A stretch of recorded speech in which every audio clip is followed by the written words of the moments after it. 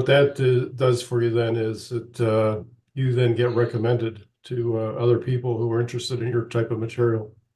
Yeah. Yeah, that's happened to me on YouTube with my Botswana videos. What that does for you then is you then get recommended. Normally that just stays quiet. Oh well. But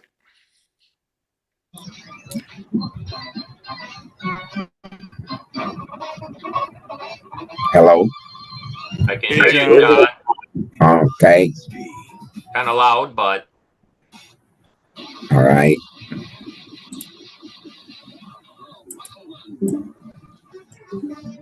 What is that? sounds like Yeah, cartoons in the background too. yeah. We're getting a lot of strange noise from your computer, John. You can hit your mute. That would be great. Yeah. There we go.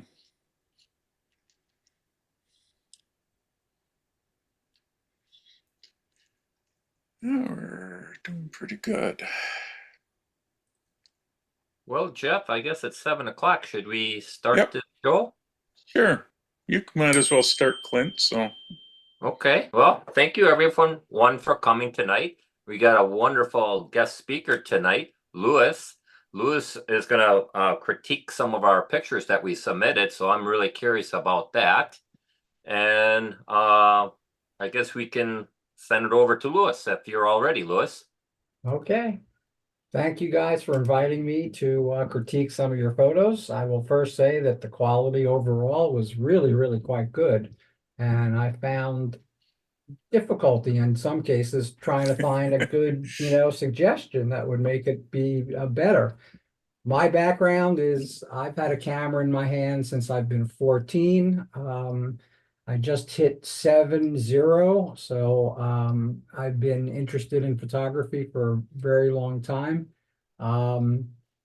A big influence on me is when I moved to Baltimore and I joined the Baltimore Camera Club. And it's COVID has kind of put a wrinkle in it, but we're going to hopefully get that wrinkle fixed. The Camera Club was very influential in terms of meeting other photographers, looking at their work, and being inspired, by them. So I don't shoot any one subject in particular. I'm kind of all over the map. I do street photography in the city of Baltimore. I do other urban photography. I do landscapes because if you go 15 minutes north of Baltimore, you're in beautiful farm country. So it's a really beautiful area to live in for photography. So with that being said, I'm going to share my screen.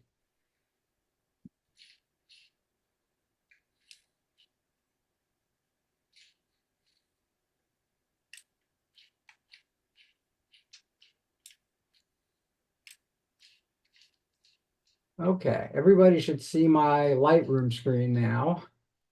Is that affirmative? yep. Okay. Just took a little while to pop up. Right.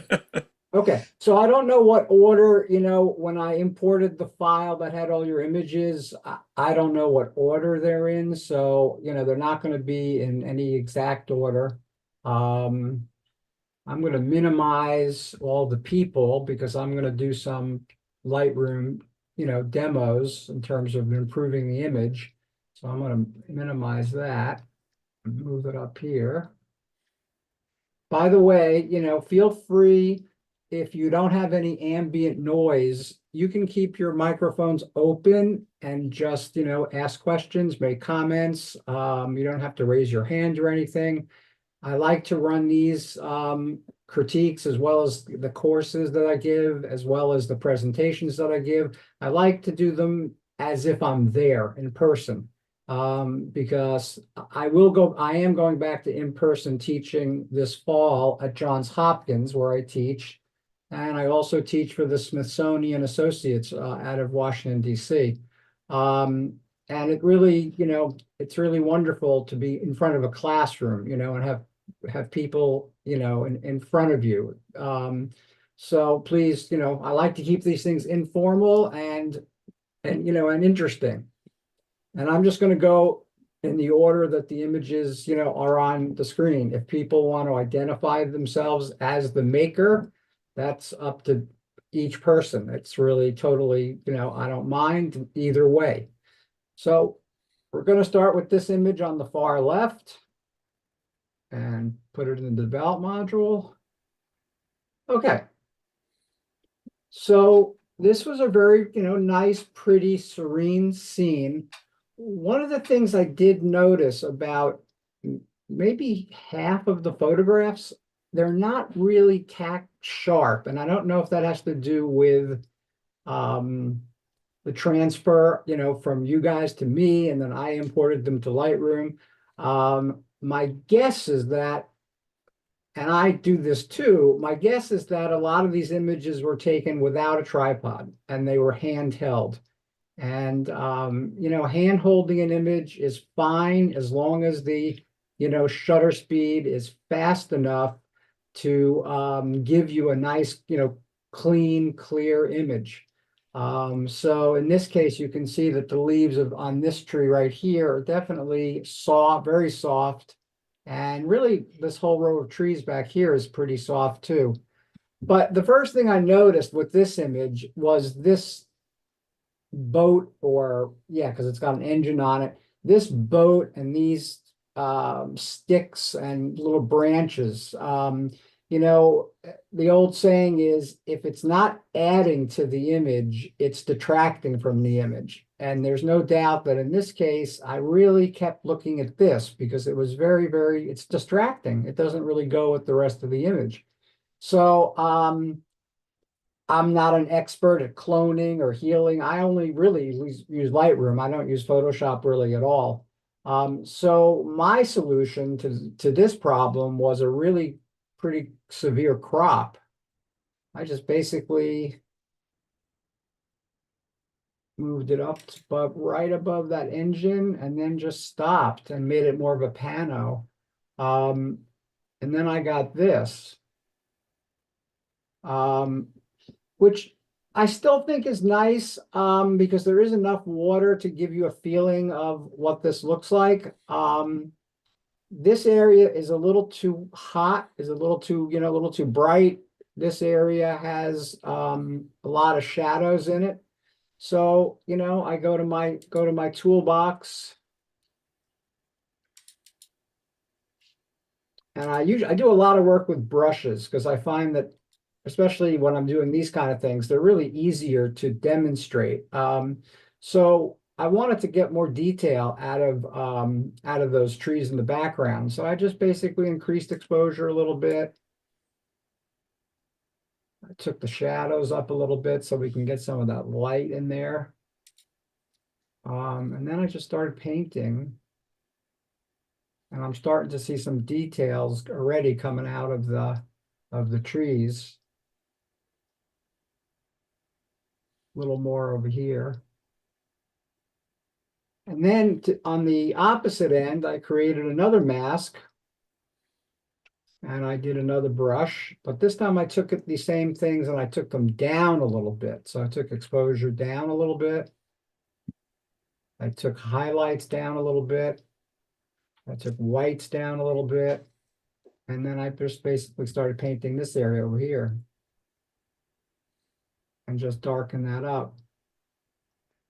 And what that also does is increases the contrast between the landscape and the water, because the water has got a very dark, tone to it. So that increases the contrast. Now the sky was really interesting, and I kept debating, well, what would make it, what could potentially make it better? Normally we have blue. There's a little blue back there. Normally we have much more blue in the sky. And then I usually go to my blue slider and just take it down a little bit. And that usually makes the image look a little more dramatic. In this case, I really just, again, I went back to my toolbox and I opened up the create new mask. And I'm going to just, again, take a brush. I will use the other things also. And I wanted to just darken the sky a little bit to make it a little more dramatic. So again, I just took exposure down, I took highlights down, I took whites down.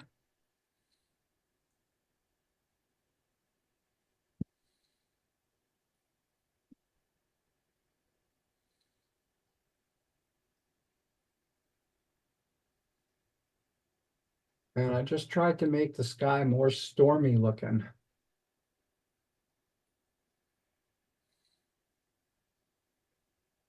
So for this image, this is where I kind of ended up in terms of the best that I could do to improve the quality of overall of the image. Again, if anyone has any questions or comments or suggestions, please just, shout them out, because I'm pretty good at Lightroom, but I'm not the highest quality, I'm not an expert. I mean, is the maker in the audience? Part of the picture.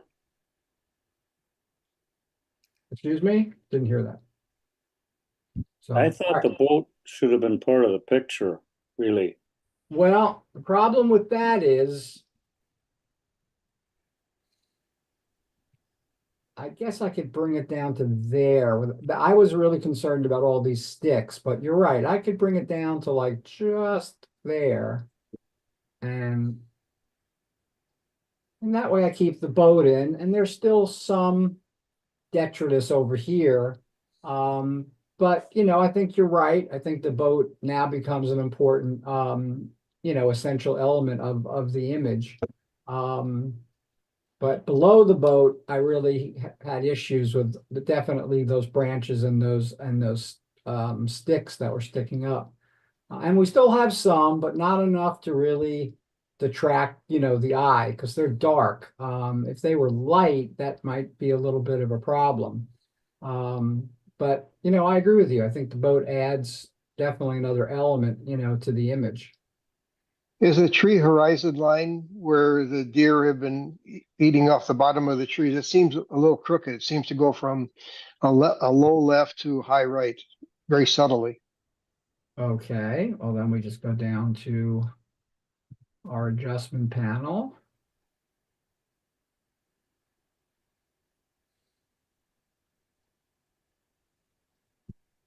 We can use their, let's see how well their algorithms do. Okay, that improved it, I think. I usually play with all of them.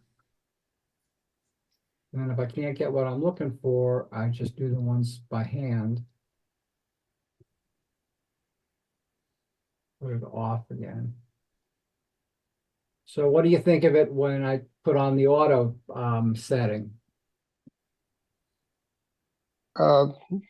Very close, but Yeah, I very think close. So it needs a good. what I could do is rotate it.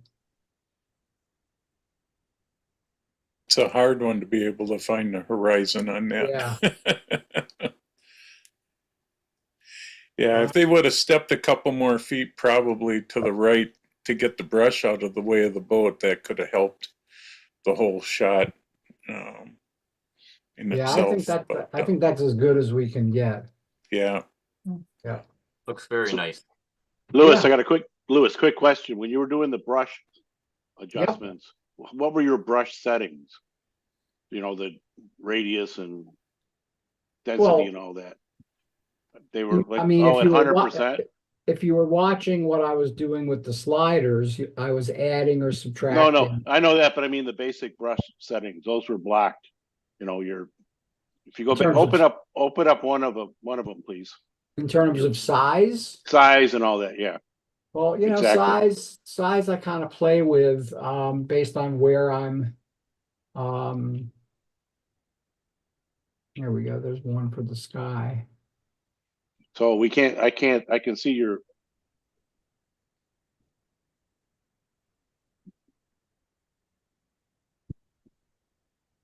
I mean, my brush adjustments are purely based Okay, on, all right, I see now.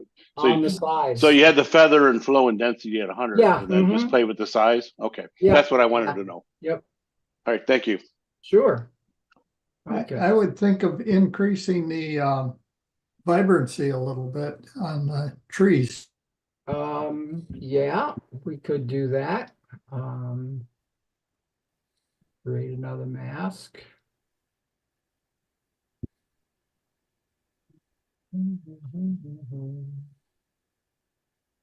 Well, vibrancy is really going to be more of a color adjustment.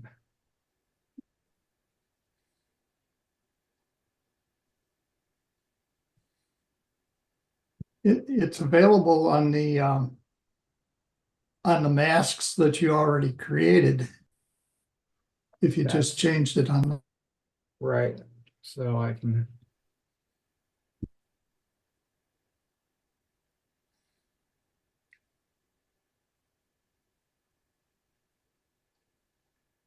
Turn it off.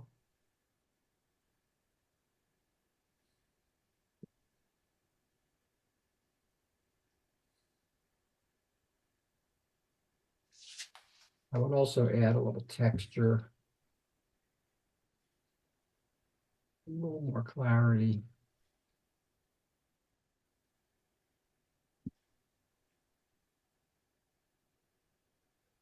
There's the vibrance.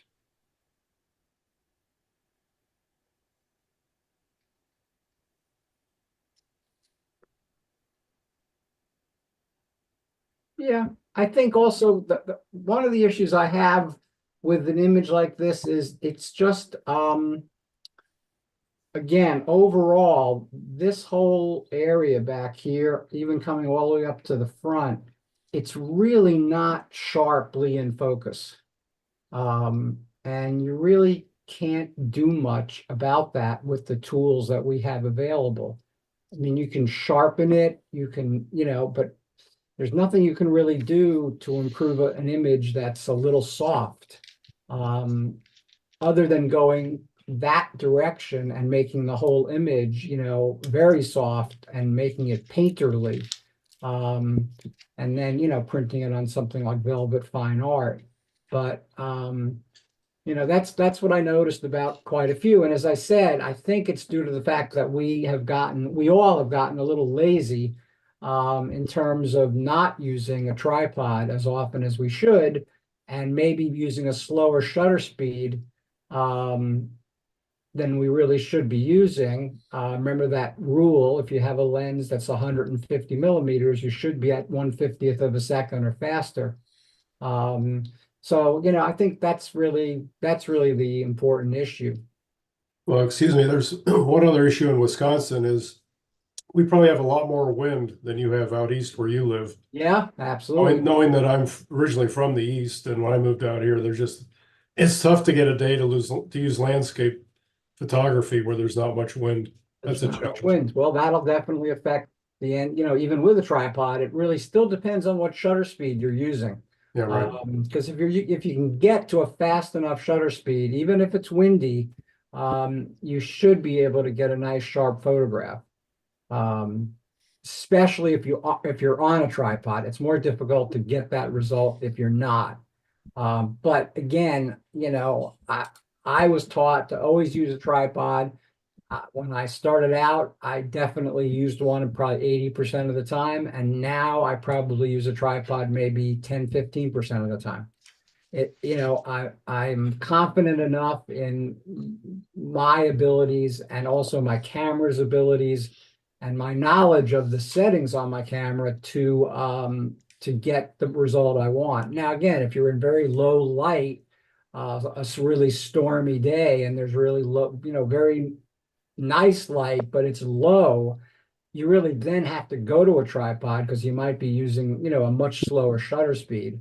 So, all right, let's go to the Louis, before you leave that picture, can I ask you one thing? Do you ever take a gradient in the sky and run that just so you can sort of bring the brightness back to the center of the picture? Yes, yeah, I do that. In this case, it would be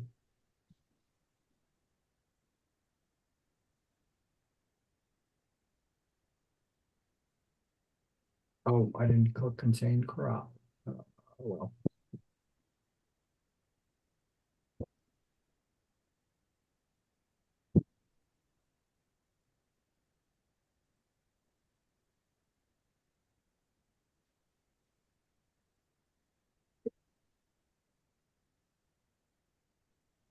Turn it a little bit.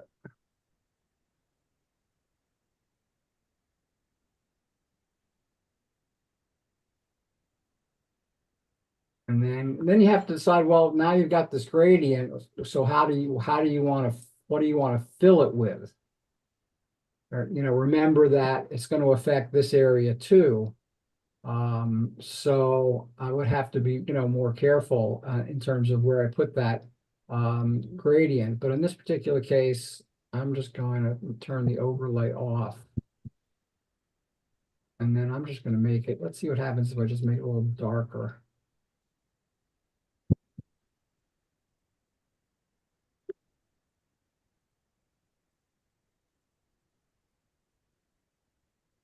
That's too much. Yeah, something like that. Make it a little, stormier. I could have run it straight down as well, but then this tree would potentially get affected. So I think that's why I didn't do that. Yeah, you'd have to subtract the background from that mask. Exactly. That would work fine too if you do the subtraction. Yep. All right. Thanks. No problem. Okay. Another really nice scenic, shot. One of the things I noticed right away is that this image is really looking like it's tilting to the left. This road is this whole image is sort of tilting to the left in the way I'm looking at it. And so the first thing I did was I tried to correct that. And I think I had to do it manually, but it wasn't very difficult. Again, it's a rotating.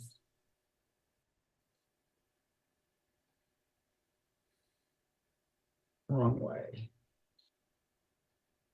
Yeah. A little more. Oh, too much. So about there, and then I constrain the crop. So yeah, that to me looked a lot straighter. It's still not perfectly straight, but it looks a little straighter than the first view of this. These guys are really interesting, these haystacks. I also noticed that this area had some nice, haze, which you could either leave or you could take out. That's really an aesthetic decision. If you wanted to take it out, you could do it with the dehaze, filter.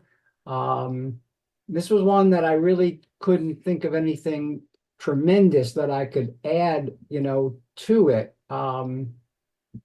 These guys over here, I guess you could sharpen a little bit. You could sharpen the whole image a little bit, actually.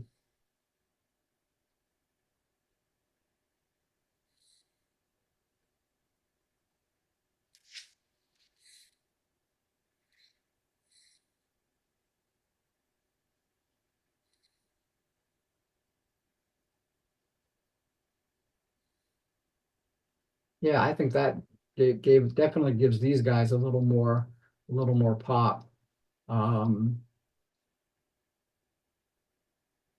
Anthony, do you have a question? Because Anthony raised his hand.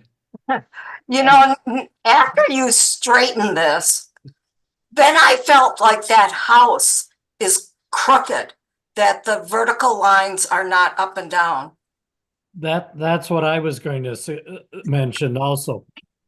Well, I can definitely take it down a little bit. Looking at the house, because it's white, to me, the bottom of the white area, it's going upward. So that's what I was going to mention. Let me jump in here a minute. This is Joe. This is my picture, and the leaning to the left is actually a hill going down. Mm-hmm. The house, as it was level. And I hate to say it, but I think the house needs to go back to where it was and let the hill drift to the left like it's supposed to. Well, I did straighten the house a bit. Yeah. But that road did turn down to the left. That's the way it was actually shot. Okay. So that's looking a little better. Yeah, this was one that I thought was really nicely composed. I like the way these haystacks, run through this field. They definitely catch your eye. I found this area of whatever plants these are to be a little distracting because they're kind of bright, and your eye always gets pulled to the brightest part. So I played around, I darkened this a little bit, but it really didn't have much, of an effect on the overall picture. And then I played with, do these trees look better in the haze, or do they look better when you can see a little bit more detail? And again, that's a really aesthetic decision because the haze and the mist is really quite pretty.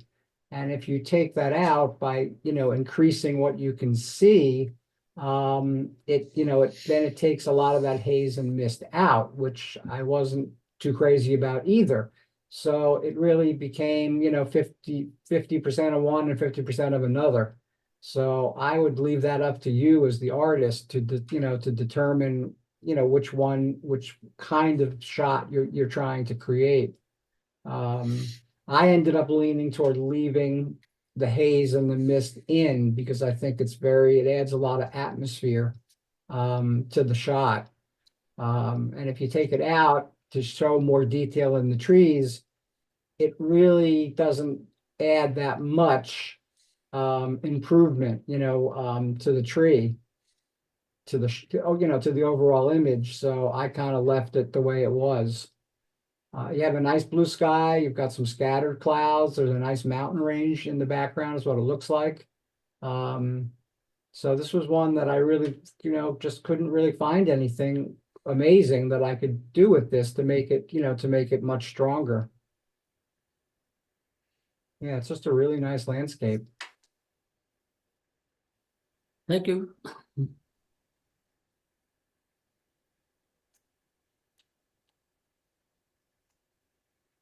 Okay, so this was an interesting building. This, I'm guessing, was taken with a telephoto or no, actually a wide, looks like a wide angle. The building looks like it's tilting backwards a little bit, which is usually what happens when you shoot a building close up with a longer lens. In this case, it looks like you got that effect a little bit with a shorter lens. I really like this portico. That's really nice. And there are great details in this overall house that are really very, very pretty. Let me just see.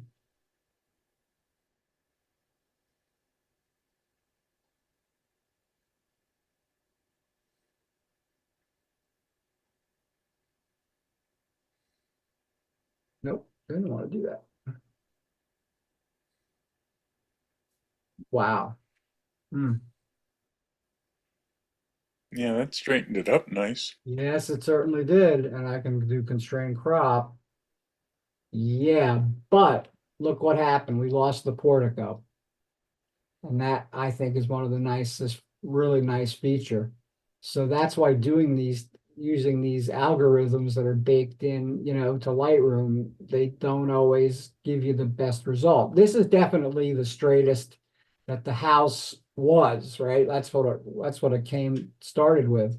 But I'm not sure if I really want to give up, that. Well, you should be able to open the crop tool and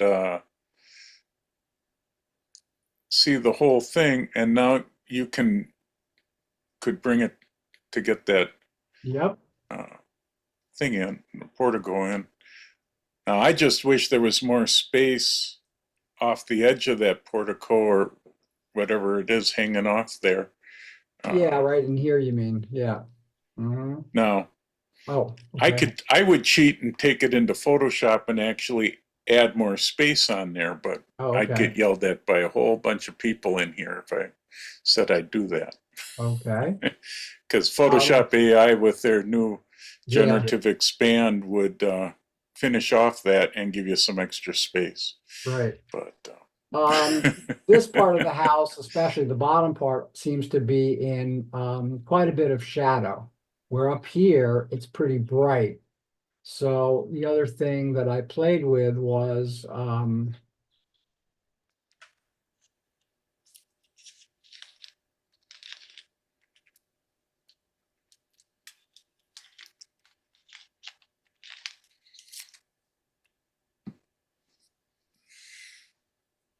seeing if I could get this part of the house a little bit more out of the shadows.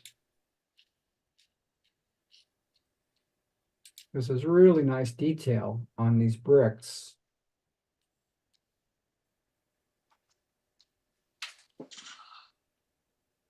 Yeah, I like that. I like, so you can see more of those floors. And then, you could actually, this is a little hot because the sun is probably shining right on it. So again, aesthetically, you could again darken down this area slightly, but I kind of like the contrast now between the bright side and the duller side and the actual darkness of the portico. So, that again would be an aesthetic decision by the photographer as to whether, he or she wants to do that. I mean, we could just do it.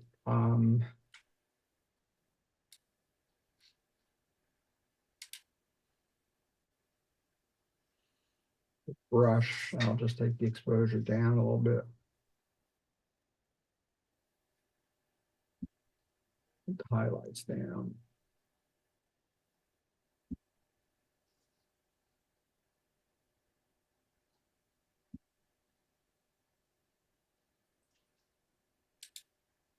Subtle, but I think effective. That's where we were. That's where we are now. Beautiful house. I mean, really gorgeous. Is this part of is that a private home or is it a museum or?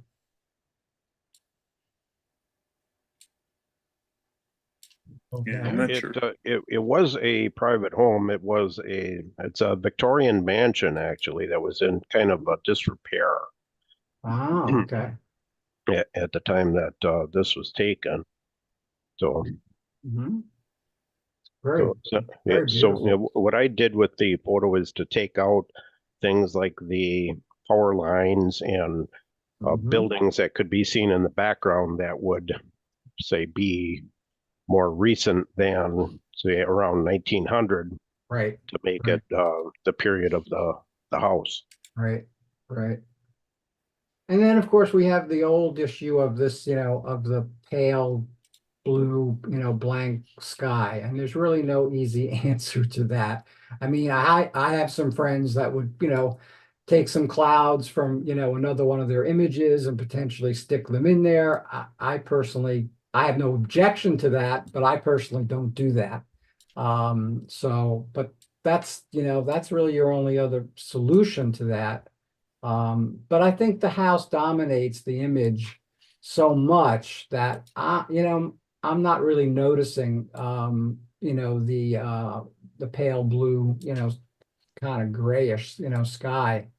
You could Because my select eye the is, sky and dehaze it. yeah, yep, you could do that. I'm not sure how much haze is really there.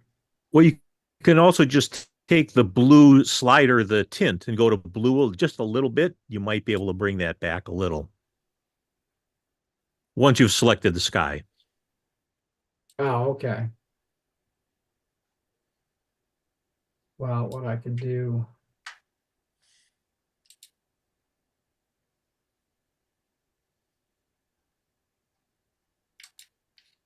We're making Lewis's job a little hard tonight. Put him on the spot. Yep, that's okay. There we go. Take the overlay off.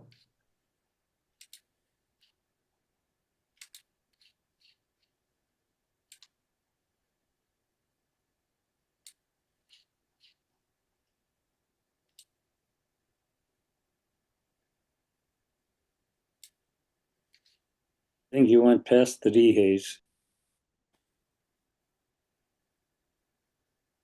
Yeah, I was thinking temperature that he just passed there as well, because either one of those, sometimes that will turn those grays a little bit blue.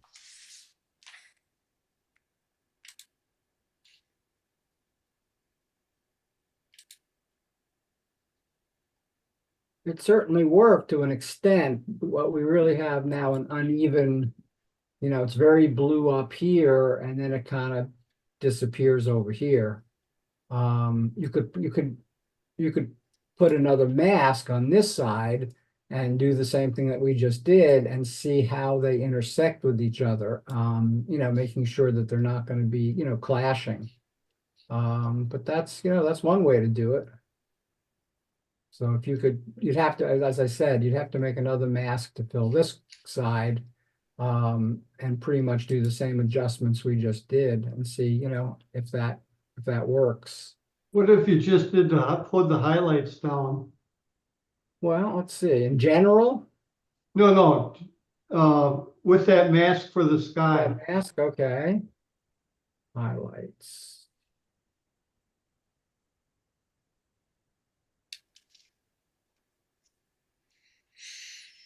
There we go.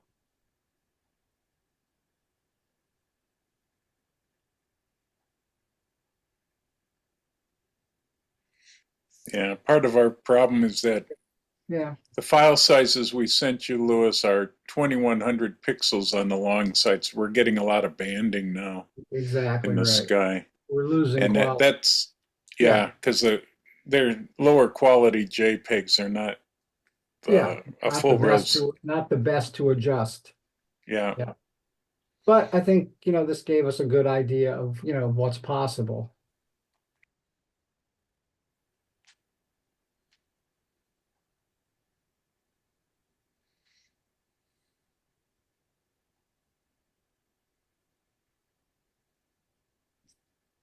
Okay, so I, at first glance, really like this image. I love moving water, et cetera, et cetera. But, some images in my mind are made up of really two different images, because to me, what really attracts to me personally is this whole bottom half, where the water is, and not so much you could actually create potentially another image, by cropping right here and creating another image. So, and I also thought, because I've been doing a ton of black and white.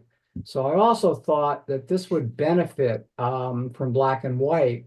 So what I first did was I did a pretty extreme crop.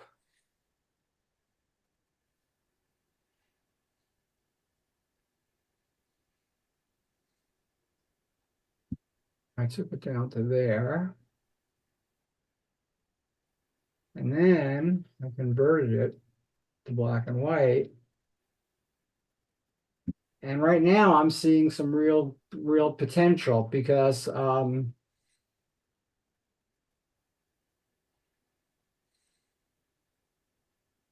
same settings stuck still. Okay.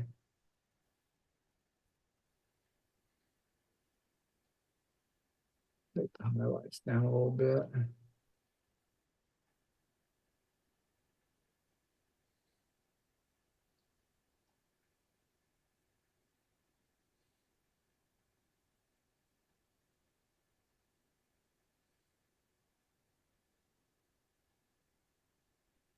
So personally, since I said I was more attracted to the bottom half of the image, that's what I ended up creating out of that bottom half. Now, if we go back,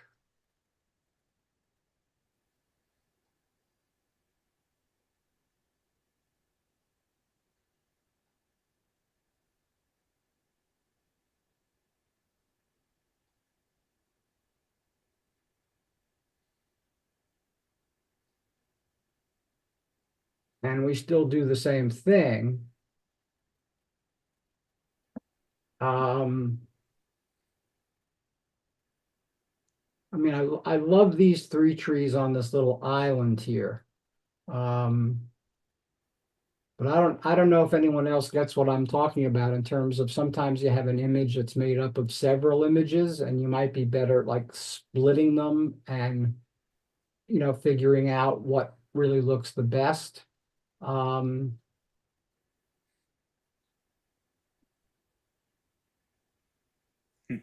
And I personally really like these images in black and white. I think they add much more drama to the scene, and that's what black and white is all about.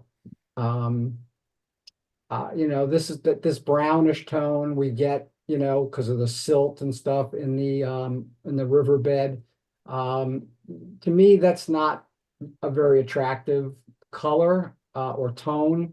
And then, of course, it continues on into the little water, you know, the little waterfall here.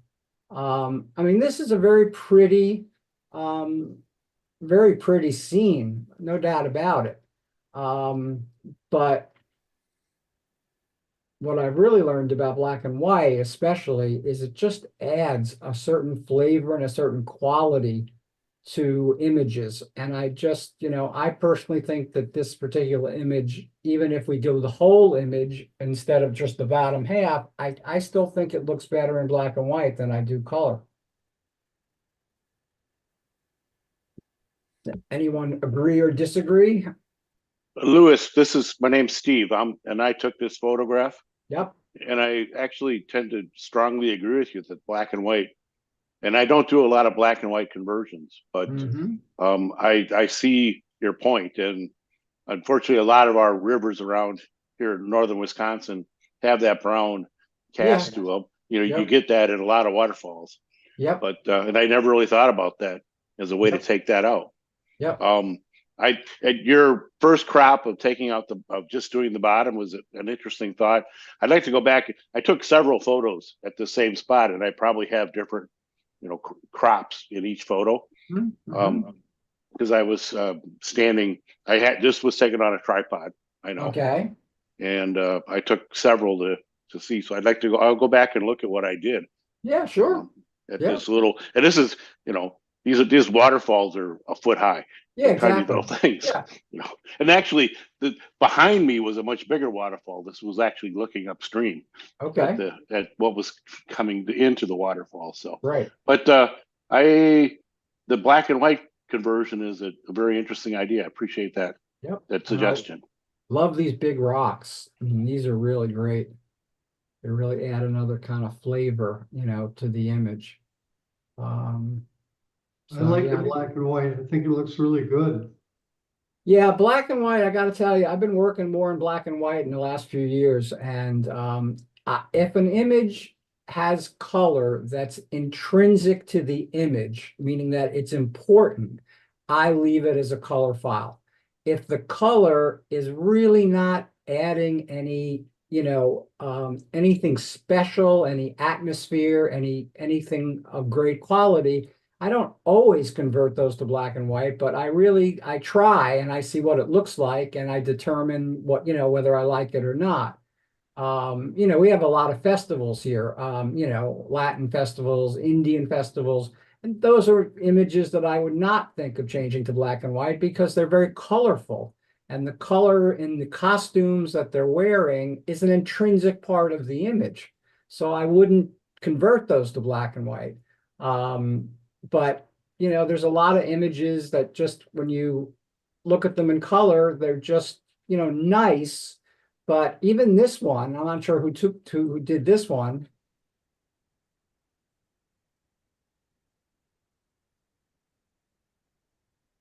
I mean, it's absolutely gorgeous. I'm not sure where this is. I'm Steve again. This is my photo. Okay. This was taken from a cruise ship up in Glacier Bay National Park. I've been there a couple of times.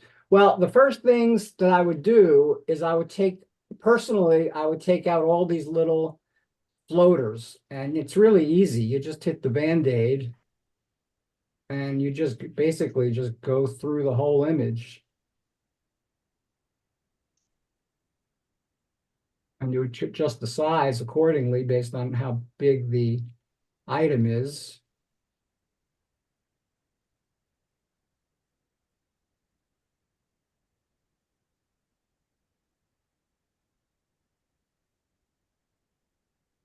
And you find those distracting is your point? I find them distracting because Okay. they're natural, absolutely, you know, they're there. But I think in a second, you're going to see what I'm going to end up doing with this.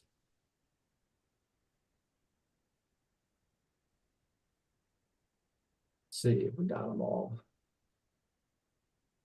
Not bad. Missed a couple. What I ended up really liking is the same thing. I converted this to black and white. And I think right away, when I looked at it, I went, wow, that's so much more dramatic to me than the color file, which is this. All right. I'm sorry. My speaker dropped out a second. So, Okay. the reason you wanted to go to black and white was, well, again, I think it adds a lot more drama to the image, and I can still, you know, lots of things I can still play with. Mhm.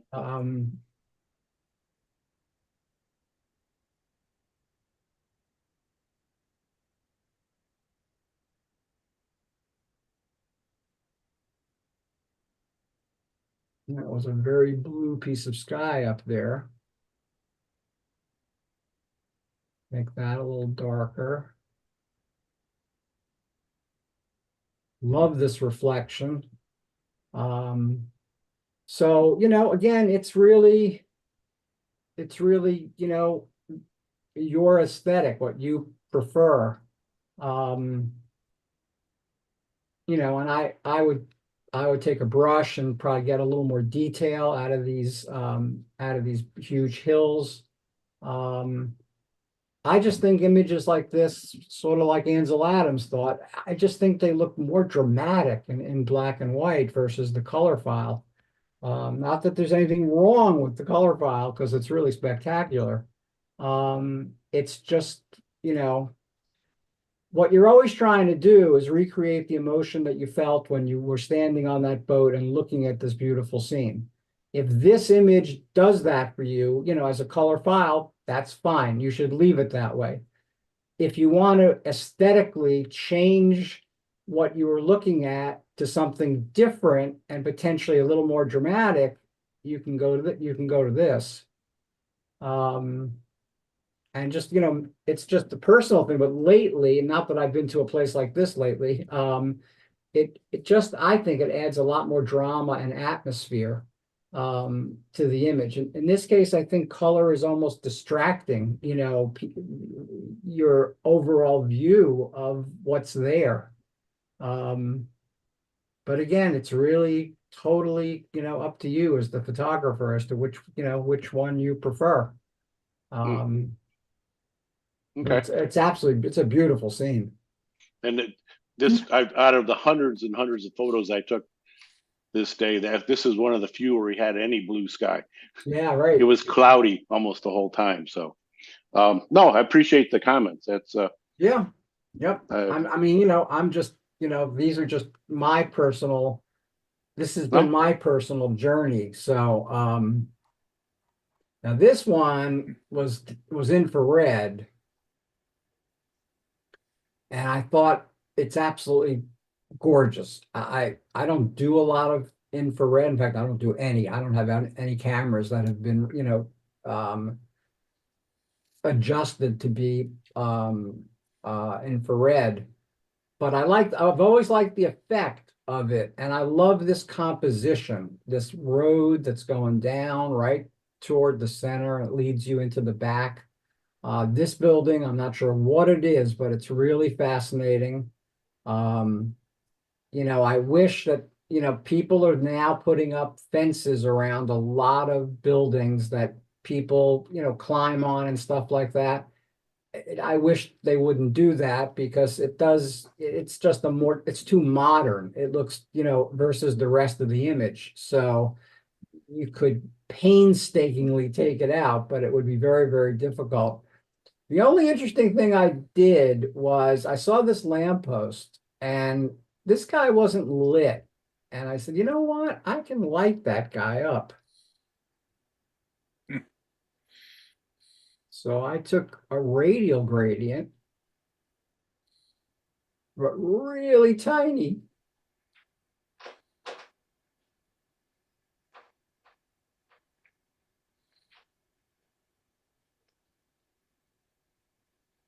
I gotta get it right on the light. I may have missed it, but we'll see. No, I think I got it. And then, you know, to light it, I just increased the exposure. There we go. Now it's lighting up.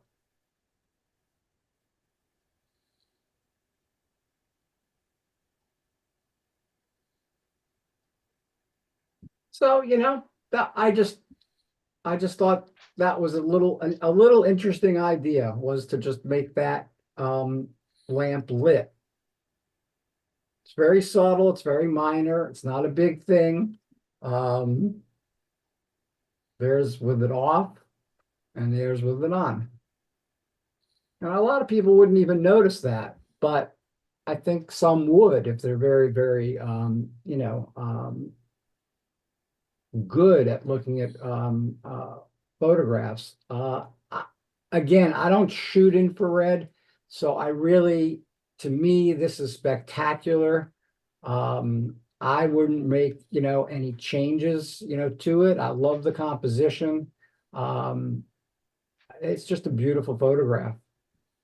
A guy that does great infrared lives somewhat near here. His name is Tony Sweet. And I think that's what his website is. It's just www.tonysweet.com. His infrared work is spectacular. So one of these days I'm going to have one of my cameras converted, because I really love the effect. It's really gorgeous. But I don't see any other changes I would make. It's so nicely composed. You've got a really nice balance from right to left. The building is right in the, you know, in the center between those two. I think it's spectacular. A yellow brick road would be kind of cool. Yeah. But I kind of like, you know, That's nice. it's nice contrast to have this darker road and this whiter area. That definitely adds a lot of contrast to the image. And so do this, you know, sort of the black. The infrared does lighten up all that stuff. That's my shot, Louis. Yeah, it lightens up all the foliage. Yeah. So it lightens up the grass. Otherwise, everything blends with that path. Yeah. So it works out nice. And that's a lime kiln, old lime kiln. Okay. Okay. Yeah, I think the road is really important. It's a good, nice leading line. It leads you right into the image. It's really perfect. And it's not straight, it's on a curve, which I really like as well, because curves imply motion, whereas straight lines are a little more static. So I love the fact that it's on a little curve. But yeah, it's spectacular. I just think it's gorgeous. Yeah, and thank you. You know, you can unlight the lamp if you want to. Yeah, I'll have to think about that. It actually, I sort of like that it's lit up a little brighter. Otherwise, it was a dark spot over there. Yeah, that's so what I thought. That's exactly what I thought. I looked at it, you know, that should be lit. I don't know, you know, what time of day it is or anything, but, you know, that should be lit. Yeah, it's in the middle of daytime because that's when it's best to do the infrared. Yeah, exactly. Okay, so this photograph, there's like a woolly mammoth in the background. I'm really, you know, this one threw me for a loop. I really don't know anything about where this is,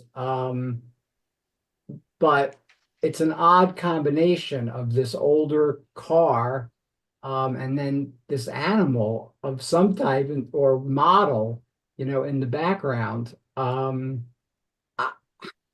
I just couldn't make heads or tails of it in terms of what the photographer was thinking about. I love all the detail in the car. If I was in this area, I would concentrate on all of this stuff down here, all the, the meters and all that stuff. But of course, I've never been in a place where there's a woolly mammoth in the background. So either you time traveled or you're in some park that has these models. Oh, I'm the maker of this picture. This is on some state land in Wisconsin. And I don't know why that statue of the mammoth got put there, but it's been there for many years. Okay. And the reason I took this picture is I've taken a lot of pictures of birds and fields and landscapes. And one of the subgenres of photography is humor. Yes, And for sure. I find that the most challenging of the genres It of is. photography. It is. You're Because right. my intention here is to create a bit of humor. Yep. Yep. And I certainly smiled when I looked at this. And then I said, okay, now let me try and figure this out. And, I knew it was, I knew we haven't gotten that far yet. There are scientists that are trying to bring those kind of animals back.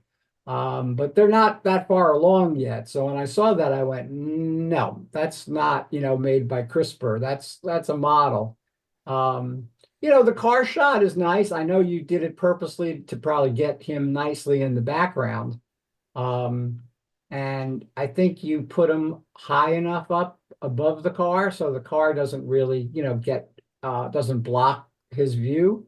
But I think this car in and of itself there are so many photographs that can be taken in and around a kind of vehicle like this. Right above the Maryland, Pennsylvania line, doesn't have cars like this. It's basically a forested area that originally was somebody started like a junkyard, but he never really turned it into a business.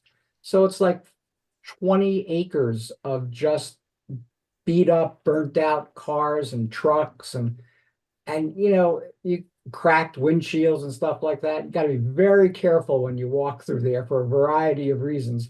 But cars, they really fascinate me in terms of the areas of interest. And this one, because it's so old, has even more, areas of interest. There's the horn, there's something that controls something. The steering wheel is really quite pretty. It's a little bright. I would try to dull that down a little bit. But yeah, this is you're right. This is like an Elliott Erwitt. It's just odd. It's just completely odd because of that animal in the background. Let me see what happens if I did this one. Nope. See, this one, you really need the color. This one you really need this beautiful maroon color and this mahogany color. And so that's what I do. I just play and I look at it, I went, nope, that's not going to work. And so this one I would keep as a color image because the colors are just gorgeous. So good luck with your woolly mammoth. And here's some more cars.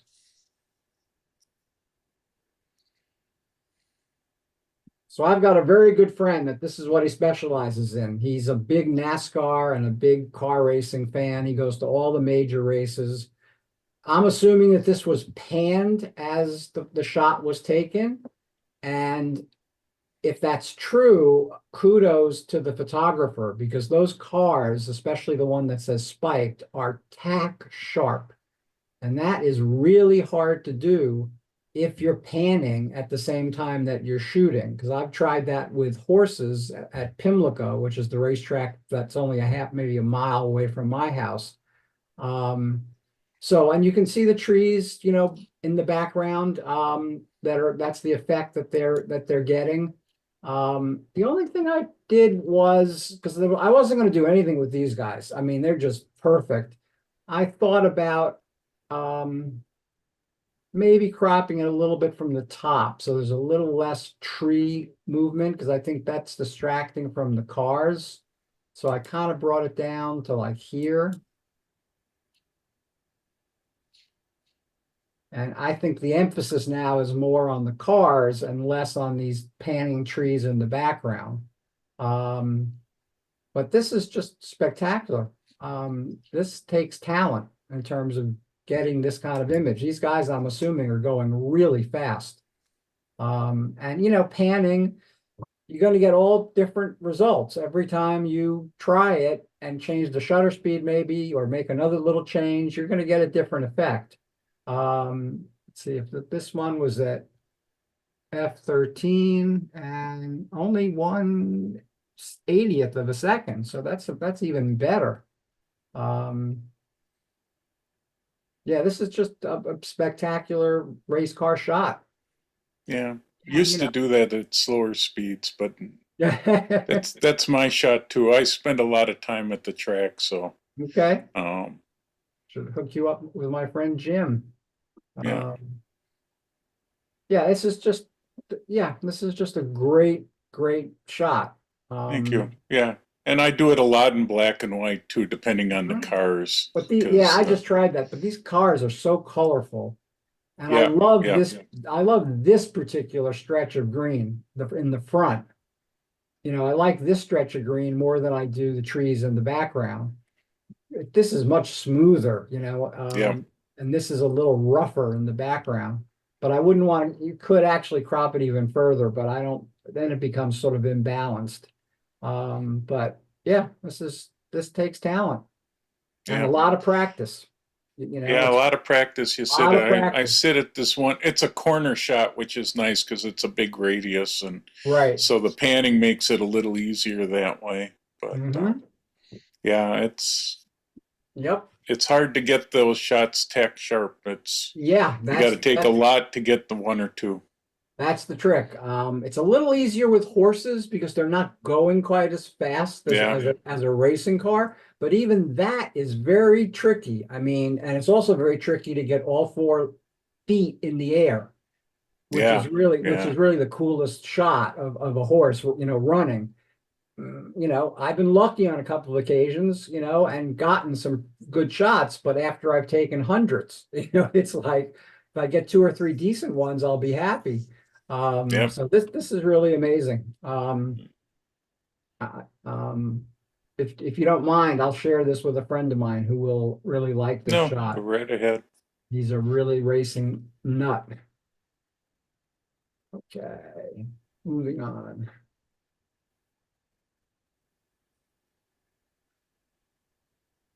So this is sort of a nice graphic shot. This is a shot that is one of those shots that I'm really not sure what the photographer wants me to concentrate on. You know, the entirety of this plant and those, I don't know what those are, flowers or some other kind of thing that's growing out of it. I like the fact that you turned it into a black and white. I think it's much more effective that way. I think if you have this opportunity, I would go back and concentrate on one of the areas like this guy up here. You know, whoops. Or, you know, these guys over here. And turn it a little more into a macro instead of this just, you know, scene, you know, of these branches and whatever those are. Because again, my eye, it's kind of floating around because I'm not sure what to concentrate on. Overall, it's very interesting and kind of amazing because, you know, it's a really great nature shot. But again, you know, if my eye is floating around and I don't really know exactly what you want me to look at, that's a little confusing to a viewer. You know, keep it simple, stupid. That is so true in photography. My work is completely simple. The simpler, the better. As long as it's conveying the atmosphere that I want to convey, and as long as it's conveying the emotion that I want to convey, the simpler, the better. So I think personally the shot is a little too busy, and I'm not sure what the photographer really wants me to concentrate on. So I think you would do better. And if you need to use a macro or a close-up, you know, lens or filter or something, you know, that's what you would do. Yeah, I'm even seeing this little pattern right up here is really nice. But them all together, I think doesn't, I don't think it works as well. So.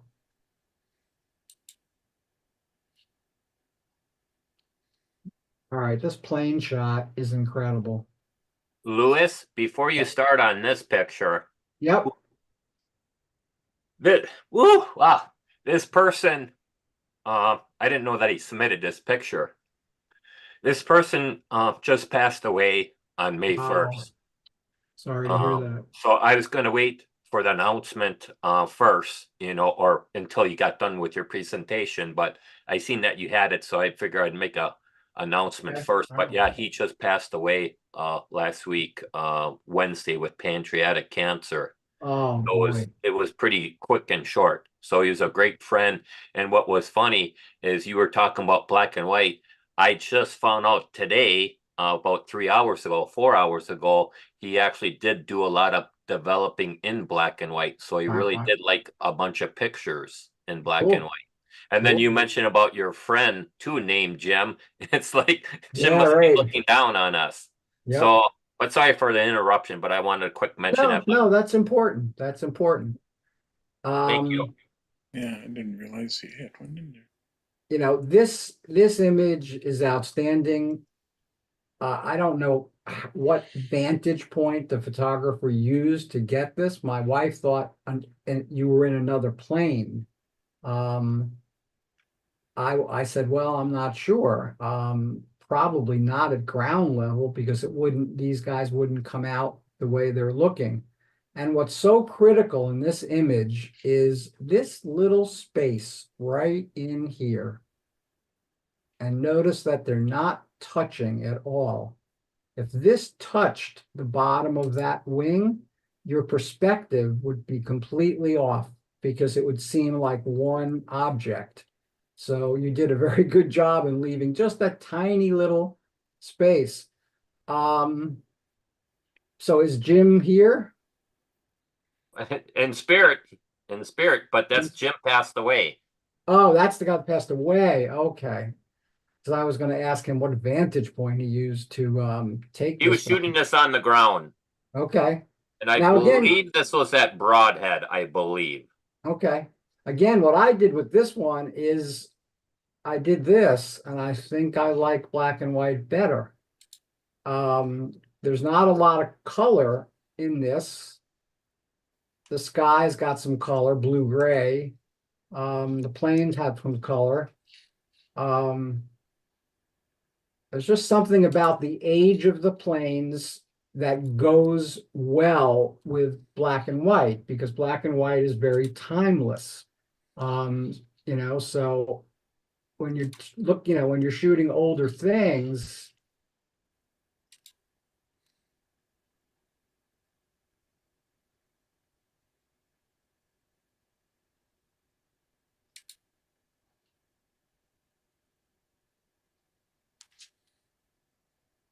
sharpening. These guys were moving probably really fast.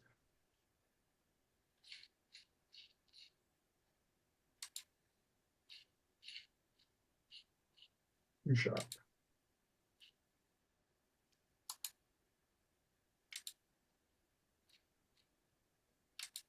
I don't know. What do you guys think? This or that?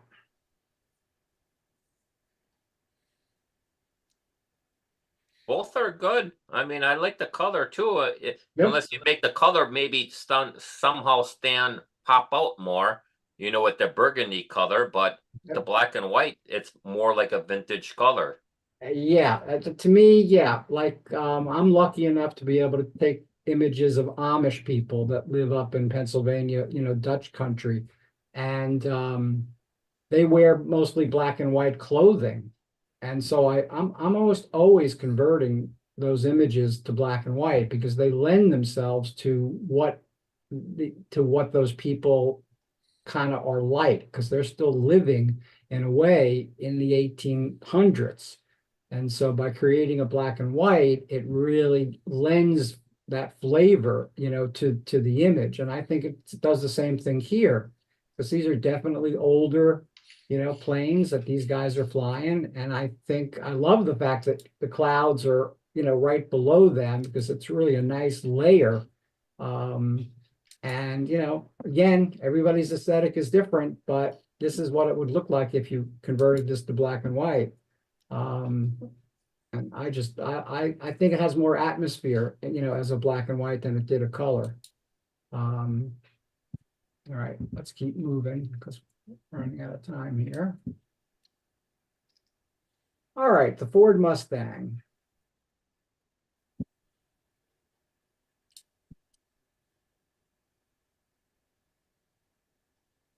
What I didn't like when I first looked at this picture was the angle that it was taken. And I'm wondering why the photographer didn't just shoot it straight on. Because I think when you have two headlights sort of looking at you, they look like eyes that are sort of staring at you. This, the Mustang, I think would have popped more. And then, of course, you've got these things in the background, which you might not have had if you just shot this from a different angle. Now, you might not have been able to do that because of things on the ground or whatever. I just think it would have been a more powerful image if it was just straight on. The angle, I don't think is really helping, the image be any more powerful. I think it's sort of detracting from the beauty of this car. I mean, Ford Mustangs, I don't know what year this is, but they were pretty well known. So that would be my comment on this. I love the red and the silver. I think that's very cool, contrast to each other. I love this chrome bumper down here. Wouldn't convert this to black and white because the colors are really cool. Like these little reflections that are coming through the trees on the hood. I just wish it was shot straight on, if possible. But yeah, and that's what we look for when we go to this junkyard, old cars. All right, someone had a cute doggy.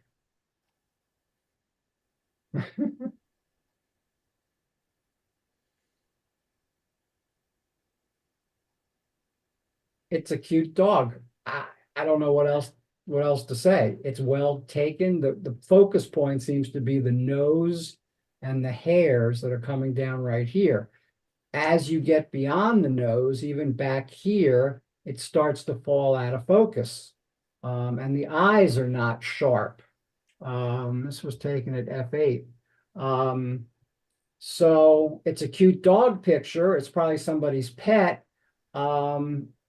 And, as I said, the nose is really sharp and the hair underneath is sharp, or including this hair back here. But as you get further back into the image, it kind of falls a bit out of focus. And I think it's really important with pet pictures and with people, because that's where it really came from, that the eyes be really clear and really sharp.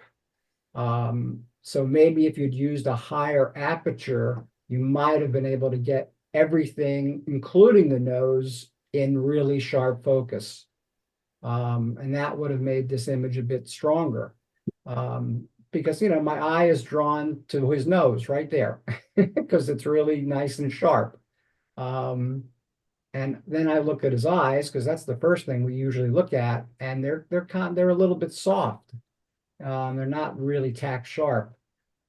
So that's what you should shoot for when you're taking a picture of your pet. I have a cat who happens to be a model. I mean, he knows when I have my camera in my hand. He really does. He poses, and he lies on the bed, and I lie on the bed myself, and I just have a lens on that can go from like 24 to 140, and I just play with Nico. I just try and get him in certain spots.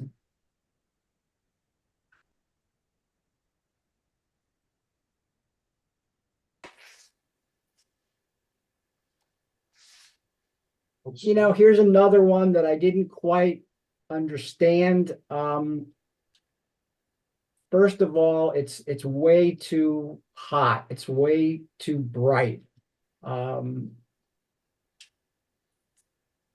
Right away, if you just take it down a little, it makes the image stronger because they're not as quite as bright.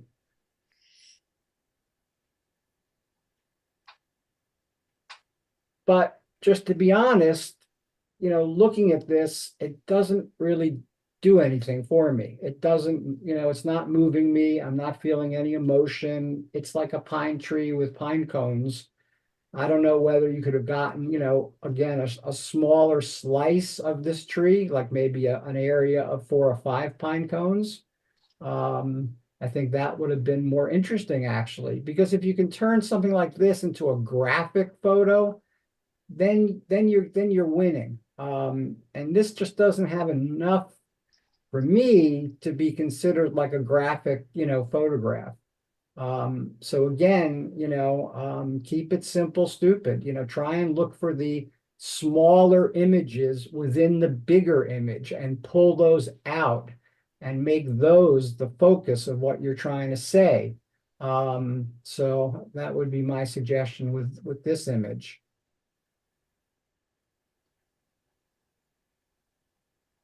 This is gorgeous. I'm guessing this is the Oculus in New York City. And this is, if I'm right, and I think I'm right.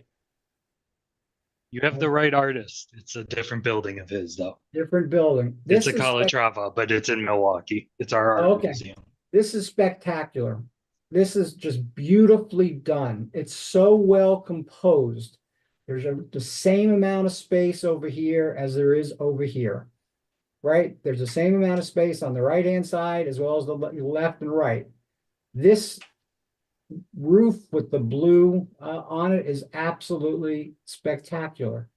I didn't change a thing because there was nothing that I thought I could change to make this image better. I just was blown away by the quality of this image. You got the blue, whatever this is, statue of some sort, and you got the blue up in here. And I was wondering what these guys are. Are they bolts of some kind? Those are the lights. They're lights. just kind of reflecting. Yeah. Okay. Yeah, they're the hot spot you have to watch out for. Yep. This is just gorgeous. It's graphic. Thank you. It's just beautiful. When you think about it, it's almost like a black and white picture, but with the blue added to it. That's what I was getting that impression. Yeah, the blue makes it, so black and white doesn't work. So Ian, what is the structure underneath on the lower part of it?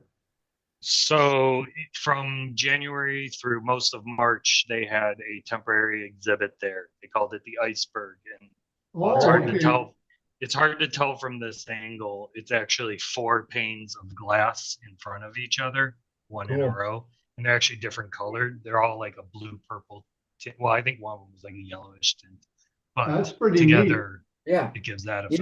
You know what I would do? The only thing I would do is you see this little area right back in here that's the hot spot there.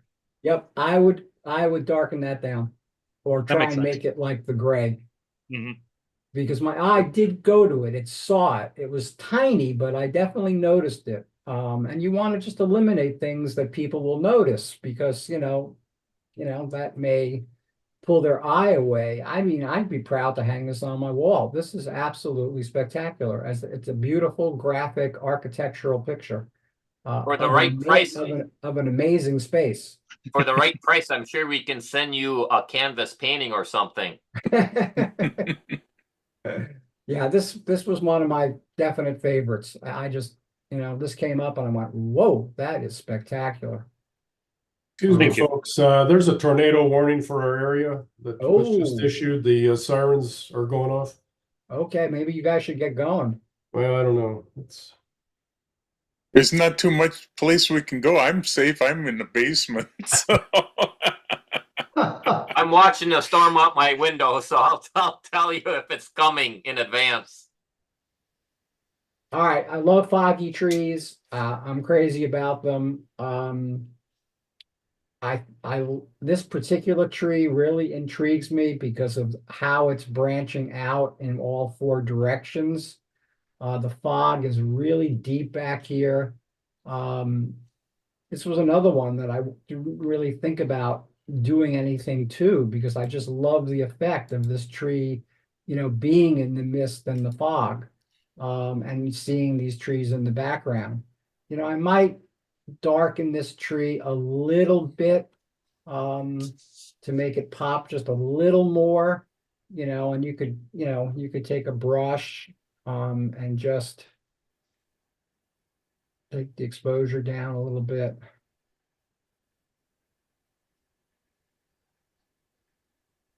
And just make a small.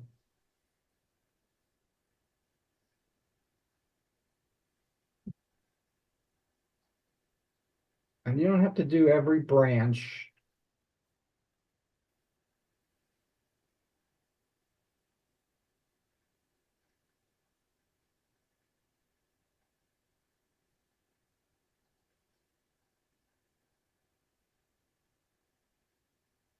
Yeah, there we go.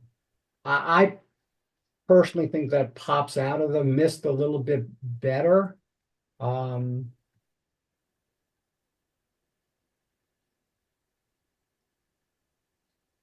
I think I made it a little too dark, to be honest with you.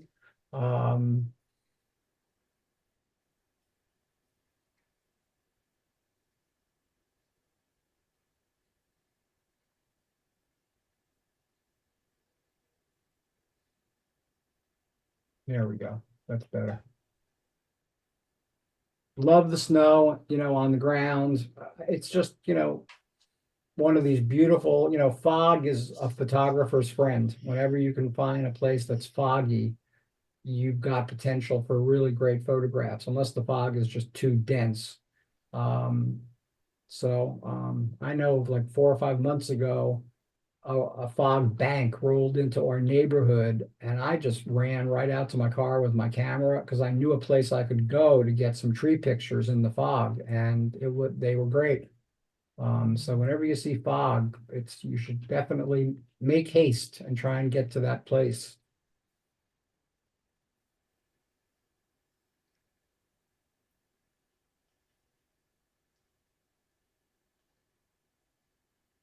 Similar fog and mist in the background. These sticks are bothering me a little bit, so I would probably bring this up to about there. Yeah, I like that better because now there's nothing sort of interfering. These are, like haystacks in the background. I don't think you could dehaze that area, but I think that would then clash with the rest of this. I think what really makes this picture special is this fence.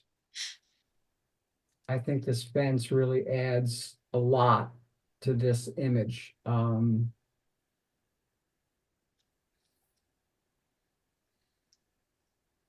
No. Love the tree. This is gorgeous. This tree is perfectly placed.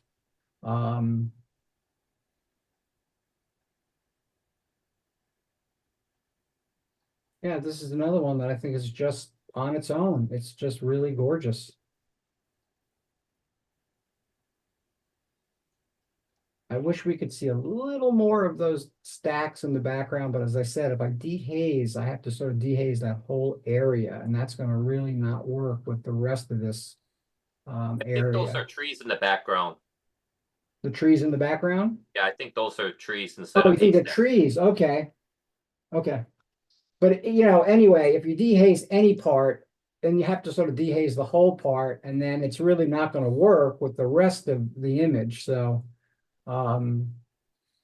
you could maybe dehaze them individually and see if they pop out a little more. But even this tree is pretty much in the fog. But what really sticks out is this fence. It really, if that fence wasn't there and it just went into the next field, it really wouldn't be as strong an image. So little things sometimes, to me anyway, make a big difference, in an image. And I think this fence line really makes a big deal in this image. What would it look like in black and white? Okay. Yeah, see, I tried that. I don't think the cornrows look good at all. Nope, you are correct. It has But to stay. Yep. if you make it maybe a portrait picture and then have the tree on the left side of the portrait and then the fence going to the right. So if you really crop if you cut this picture in half and put the tree on the left side, that might work. Okay. You mean flip the image? No, don't flip the picture. Just put a line right in the middle and delete all the one that's on the left side of the picture, the left side. This whole tree. Well, let's see. We get a lot of heavy fog around here. This image in particular happens to be mine. And I've taken pictures of that stupid field a million times. Something like Hey, that. When you find a place you like, you go back to it. I've taken a picture of a particular tree. I think I have about 200 images of it in my file. Yeah, that's really pretty too. Yeah. Yeah, I like that. Yeah, I like that too, because all that's on the left is just more of these cornrows. And I think now the emphasis is on this tree and on this fence. Yeah, So- I guess my intention was to create the lines in the photo with the cornrows. The cornrows, right? But my question is, with all this heavy fog, you're right. I'm losing that far tree line, and it's really quite a ways away. And there just doesn't seem to be a good way to bring out, trees lost in the fog that are way out in the distance. Yeah. It just, Yep.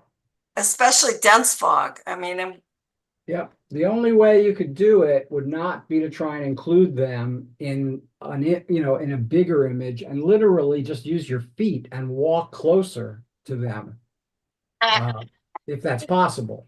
yeah, Because better have your boots on. Yeah, I mean, yeah, when I teach, I try and get my students to get used to not always using their zoom lenses and standing in one spot, but to move their bodies to get closer to the subject matter. And they see the difference in the images, because if you move closer to your subject matter and then shoot from there, it's completely different than shooting from far away with a telephoto. It just gives you a completely different vantage point.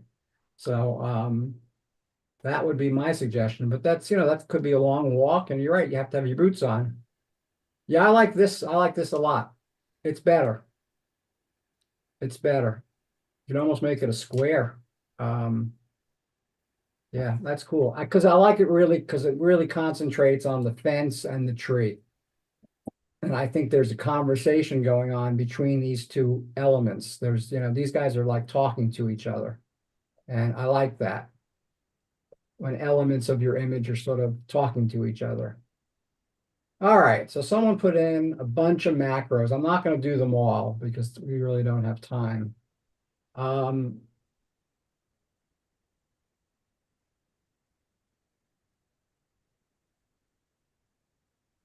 This one is gorgeous. I wish it was a little sharper. No, it is pretty sharp. I'm assuming this is a reflection, so this must be water down here. I'm wondering, see that little black guy with two little spots on it? I'm not sure what it is, but I would take it out. But overall, even though you see the stem coming out, that's fine. It's gorgeous. I mean, I like the water drops, whether you got those naturally or used a water spritzer, doesn't matter. I think it's resting on a black reflective surface, and that's a drop of water on the. Gotcha. But this little guy down here, he really bugs me for some reason. So I would clone them out. See how well it does with this kind of object and this kind of content aware.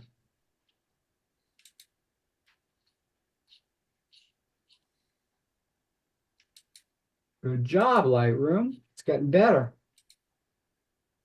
Yeah, that's fine. Probably add a little texture to it because the flower is really nice. And a little clarity.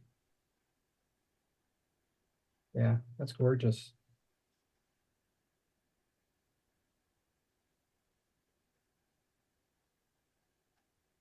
This looks like an orchid close up.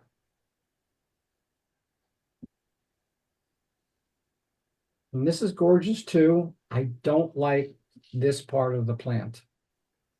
This blackish subject matter.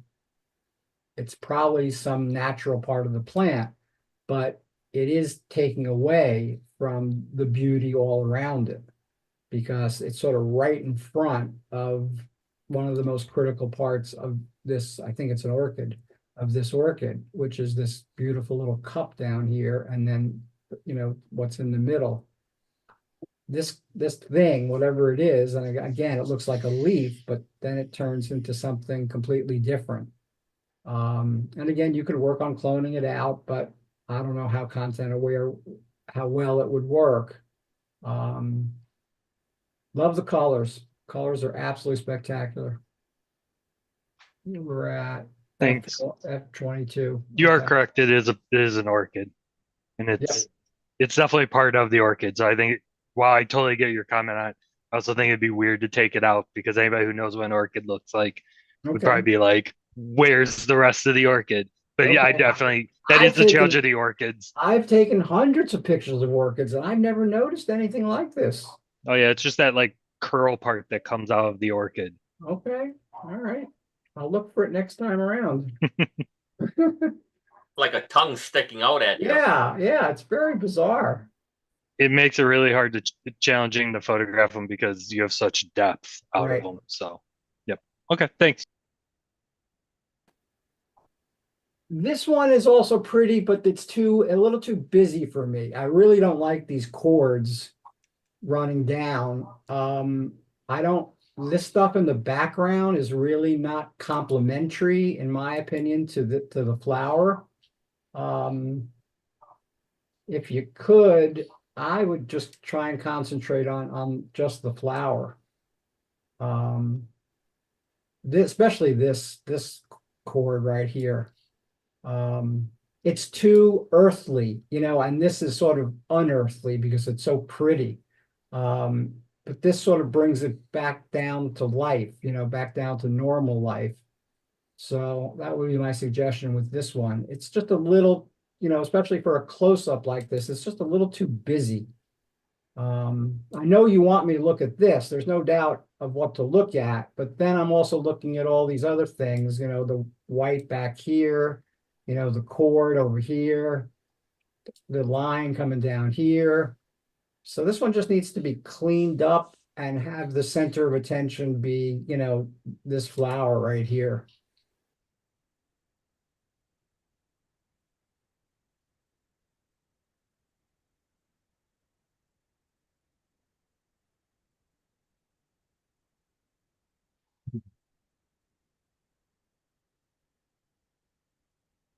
Beautiful center or left center photo. I don't think all this activity on the right is doing the image any benefit, even though the colors are sort of complementary. It's very busy on the right-hand column here. And you've also got a flower that's got a very bright white stem or flower coming out right there. So, but it would be tough. It's, you know, this edge of this leaf, it goes right into these other flowers. So if you couldn't crop that the right side because you'd run into having to crop a little bit off the flower. But that may be not so bad.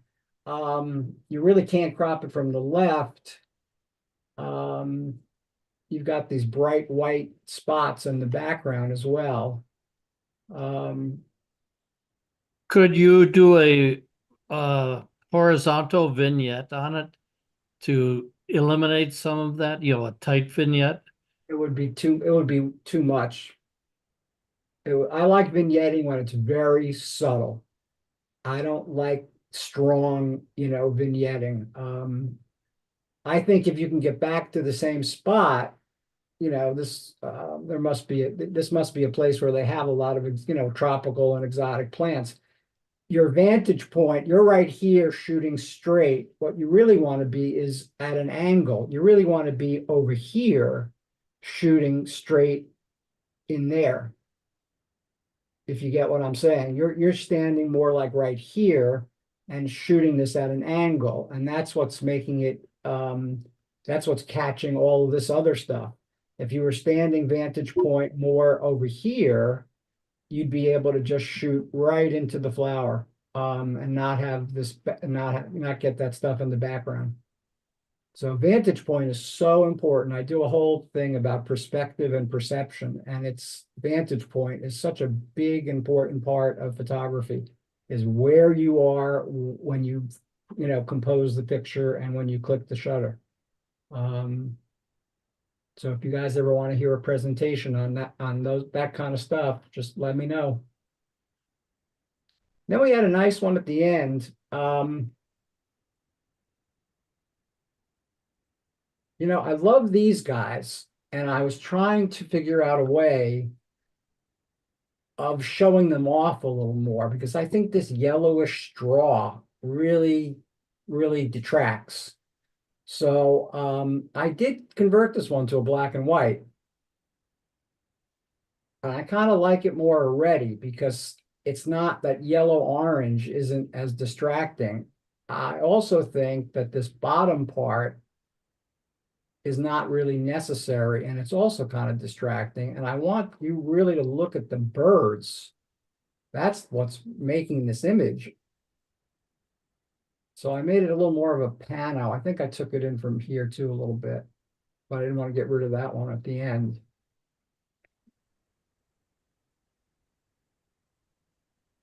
And then I think I took, well, actually I could.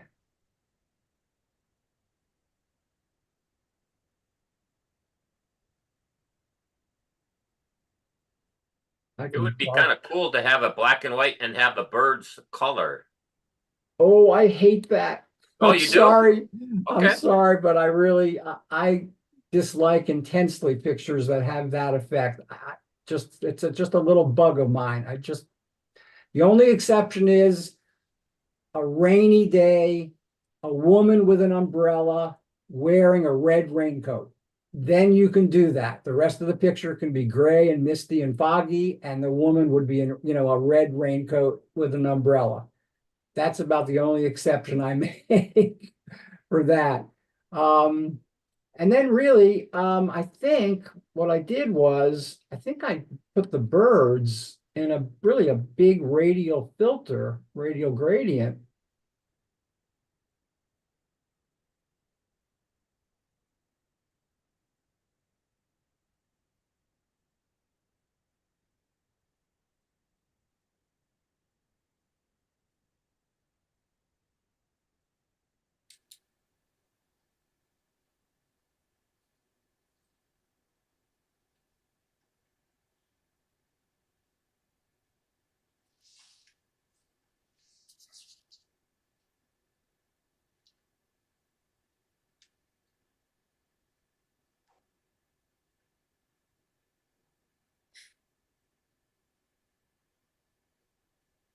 Come on, give me the arrow. There you go.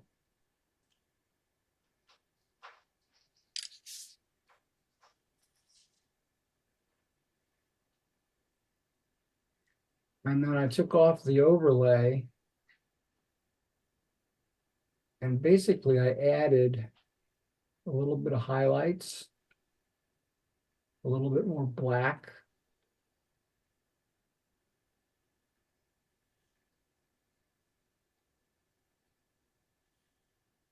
More texture.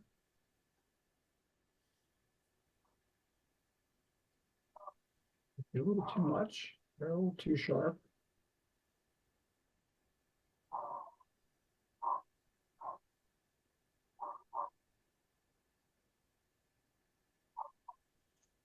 Yeah, and I think I stopped somewhere like around there. Personally, I think the birds pop out more than when they were next to the yellowish orange straw. The water in the foreground had a lot of white in it. I think that was also, detracting. And so I just made it all about the birds, which are gorgeous. But you use the lens blur to try and blur the background some and make birds stand out No, better? I haven't played with that very much, so I'm gonna plead ignorance on that. I just haven't really played with that feature yet. But yeah, you could blur out. Yeah, you could any way that you can blur out to some degree this yellow orange straw-like plant. Yeah, that would help a lot. It just you couldn't go too far because it would look unrealistic, because these birds are very close to this to where this is. So in the real world, this area wouldn't be really soft or blurry. It would maybe look a little too unrealistic. But if you did it subtly, so you don't see so many points, there's a lot of sharp points in here. And if you could, blur those out, that would definitely help. Yeah, because the birds really stand out, I think, a little bit more now, but they are still, mixing in with the background. So, but we were here, and now we're here.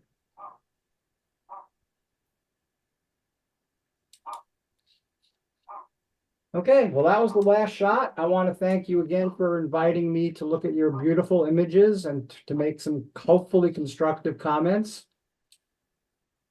Thank you very much, Louis, for your valuation on our pictures and that. I thought it was a really different perspective and different view. So it's nice to get someone outside our camera club to have a view into our pictures. Always good to show your work to other people. It's really valuable. It really is. It's just, yeah. I love doing it. I think a certain way about photographs than other people do. I'm much more about the emotional quality and the atmosphere. That's why I'm so into black and white, because I think it really adds both of those qualities. And if this was a black and white, course, I'd be talking to you about color and what color does to photographs, because we associate certain emotions with colors. We were never taught that, the yellow is happy. If I said to you guys, I want you guys to create a body of work of 5 images that are all melancholy, but I want them all yellow, you'd have a really tough time doing it, because yellow is such a happy color. And we pick up those emotions from looking at colors everywhere. So it's just, it's really interesting to start thinking about, photography in that kind of way. So, all right, guys, have a good summer. Thank you very much, and thank you for staying up late. I know it's quarter to 10 out by you, 9:45. Yeah, that's okay. So, but thank you very much for going out of your way and your time always. It's always really great presentations you do. I appreciate that, and I appreciate you inviting me back, and hopefully our paths will cross again in the future. I'm sure it will. Louis, Thank you. did you get any good pictures of the bridge catastrophe near Baltimore? No, because there's no easy access point. Just that you can't get close. So, but we might get some good images when they start rebuilding. So I can be like Margaret Bourke White with the Brooklyn Bridge. Okay, I gotta run. Take care, guys. Have a good night. Thank you, so Louis. much. Thanks a lot. Thank you. Okay, well, that was a really great presentation tonight. I thought that was Yeah. fantastic, and thank you guys for submitting your pictures and that. So it's kind of like almost broke down because I didn't realize that Jim was able to submit some pictures. So I thought that was Yeah, actually nice. Clint, I didn't realize it until his name popped up on there, and I was sort of surprised. I mean, I had submitted these to Lewis, in February, so it's been a long time. Well, it's because when he just did the quick, pictures of all the pictures real quick on Lightroom, it's like, oh, that's Jim's picture, and that it's like, Yeah. oh, I wasn't expecting that. So I thought that was kind of neat. I mean, yeah, I think he's here in spirit with us, and hopefully looking down and smiling, like, oh, I wish I would have did that. So Yeah, we had Roger sent in a picture, but I couldn't get it in time, and so did John Wiley. So, just so you two know why it wasn't in, it got too late. We got it just in time. Although, if you guys want to see it, I can certainly show it, because they're two nice pictures. Yeah, we can do that maybe right after we do all our announcements. Yeah, do our other stuff. If people want to stay and see it, we can show some of that. So also I put Jim's website, his portfolio, in the chat, and I know it's also in the Menomonee Falls letter. So thank you, Ellen, for putting that in, and that. So he really had some amazing, beautiful pictures in that. So, and it's funny because I've been looking at it. It's like, oh, I didn't know about he took this picture. I didn't know he was here. So it's really nice to see his work in that. I don't know how long it's going to be up, but I'm sure it's only a matter of time. It's going to be taken off. So besides that, Jeff, is there any announcements on any PSA or digital form or news? Let's see. Digital forum, we have a Russell Graves going to be talking about how to create photos to win photo contests, nature photo contests. So that should be somewhat interesting. Sort of different point of view. That's in May. June, we're just going to do general Q&A for that meeting. Pretty much talk about the new features in Lightroom and Photoshop. There's a lot of new stuff popping up in Photoshop. That's can be really handy for a lot of things, except for really doing in competitions, but it's good for other stuff. July, we have Marie and Joe Rakosi talking about postcard photography. So that should be interesting. And that's it. That's about all we have. Nothing else with Wacko. PSA just has their May trip to Door County this month, middle of May, for PSA members only. So otherwise, not much else on PSA. Also, I guess this weekend, Saturday, is a trip to Shady Lane. I call it nursery, but now what, greenhouse now? Well, they call it Shady Lane Garden Center or Garden Center? Greenhouse Garden Center. Yeah. Okay. So I was out there this past week, and so the flowers are blooming. They're in good shape. I think better than last year. Last year, as I recall, a lot of them weren't open much or a little behind schedule, but from what I could see, I think we're pretty well on schedule. So I think it's gonna be a good day. Hopefully we have not too bright a day, but perfect incandescent weather. But so anyway, we'll be doing that. So again, that starts at 9 a.m. That's when they do open. And again, ask the people park around back to allow the paying customers to park out front and bring your wallets and do some shopping also, towards the end. So a lot of beautiful flowers. And then before our next meeting also, then on June 1st, we have our zoo field trip. We're we're kind of advertising this as Zoo Outdoors. We did the indoors one not too long ago. So the zoo opens at 9:30. And so we'll be meeting around 9:45 or so in the welcoming area whenever people get in, depending upon how heavy traffic is. So a lot of good things going around the zoo. There's some construction going on, but that shouldn't be a hindrance. So look forward to seeing as many of you as possible at both of those events. Should be fun. Well, thank you, Brian, for coordinating all that stuff. I know there's a few people, our members, that really do enjoy going there. So thank you. So I guess next would be our show and tell. Nancy, you want to go first on the show and tell pictures, please? Sure.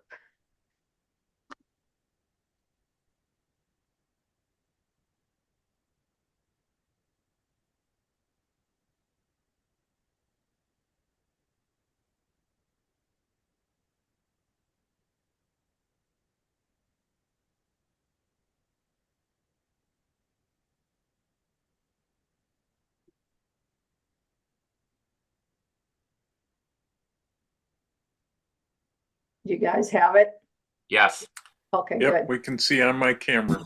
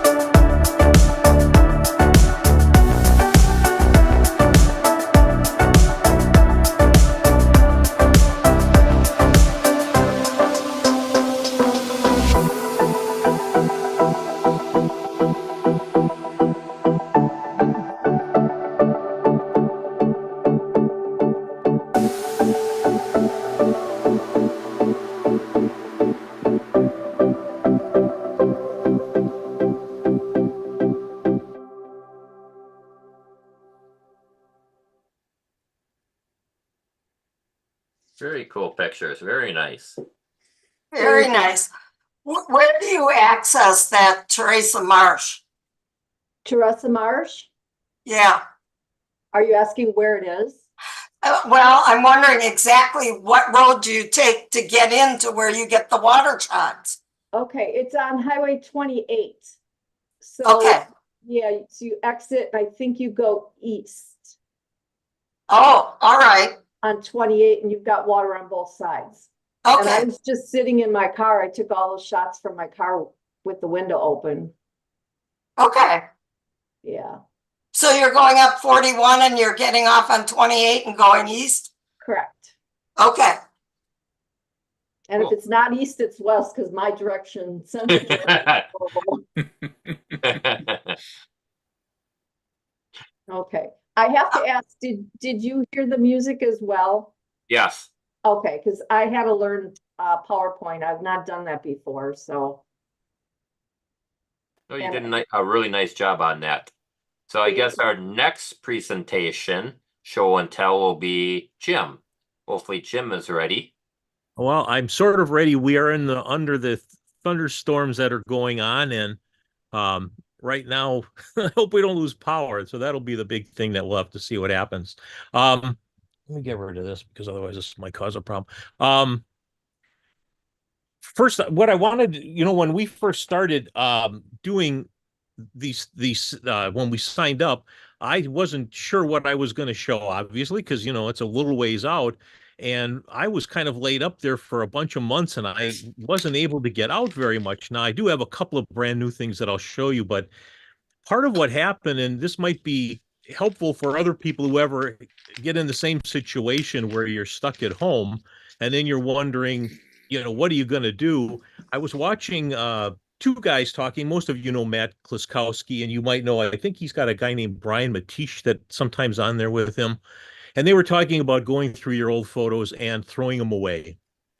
And I thought, well, I'll start looking through some of my old photos and maybe start throwing them away. And as I did that, I realized there's a lot of photos you have that maybe you now are better at developing photos than you were. And you should really think about actually going back and looking at some of them. So what I'd like to do is, if I can get this to work, I'm going to see if I can show you some stuff that I was working on. And let's see if we can make this work here. Here's an example where I was experimenting with just black and white. Obviously, this would have been some kind of a plant thing, but it becomes more of an art piece. That Lisa, what's her last name? Langell. She used to tell us how to take your pictures and try to make them into something more artistic by getting rid of a lot of things. And this would be an example of that. This was a picture I could never quite get the colors right, so I finally went back and worked on it a little bit. This was one where I saw these sunflowers that I had taken maybe 2 years ago, 3 years ago. And I know normally everybody loves sunflowers in color, but the reason why I decided to not use color is because of the really dark clouds. I think it's more impactful when you see it this way in black and white. So again, I did a little bit of work trying to switch this into black and white, and this would have been a throwaway picture. I've never worked on this picture. Here's another one where the greens were just too green, and it was really hard for me to see anything in this picture that was worthwhile. But the other part I kind of thought was interesting is so often you hear things in threes are the way you need to go. But this is one of those, I think, that might break the rule. 4 is just fine. At least from my point of view, it seems to work, even though it's not following the rule of threes. Just something to, think about. Here was one this would have been a throwaway picture, but what brought me back to this was the color of the water, and that is the color of the water, just in the reflections. And I thought, well, kind of interesting. And then you got to wonder, what's this bird think when he looks into this water? Because it sure doesn't even look like water anymore. It's just weird reflections. Here was one that had a bunch of sticks and stuff in it. So I went back and just cleaned that up a little. And it went from a picture that was really too busy and just didn't work to something that, like, well, that's interesting. I was with Clint, we were actually shooting believe it or not, the air show down on the lakefront, and I got a picture of a bird. Now, nobody is really interested in a seagull, I don't think. I'm sure there are some seagull enthusiasts out there, but what I wanted to do was again sort of clean a picture up once and turn it more into an art piece rather than what it was, because this was actually flying in front of water. But when you clean it up and you turned it white, all of a sudden this was interesting. And I'm thinking, boy, if I ever find another bird picture, I'm going to have to do something similar to this. Um, Here was one I was going to throw away, and then I looked at this fly or whatever this is, bee, I don't know, and I thought, what an interesting eye, you know. So again, I never developed it, I never finished it, but it was worth doing. This was, I just wanted to show you this because I was thinking about this. Sometimes I do photos for Where Nature Center, and they do Reptile Day. But my thinking was sometimes you might have a picture of, let's say, a kid with a birthday cake, something like that. He's in the center of the picture. It's dark on either side. Well, I was thinking, what if you wanted to turn this into a poster by just adding some stuff on the side and then putting in some text? Now, the text isn't the right colors and isn't really set up right, but imagine again a birthday candles with the kid sitting behind it, and then you add something in and saying, remember your 10th birthday or whatever. And I was thinking, that could be actually interesting. Again, I'll do these quickly only because I know it's, I don't know how long we have power here.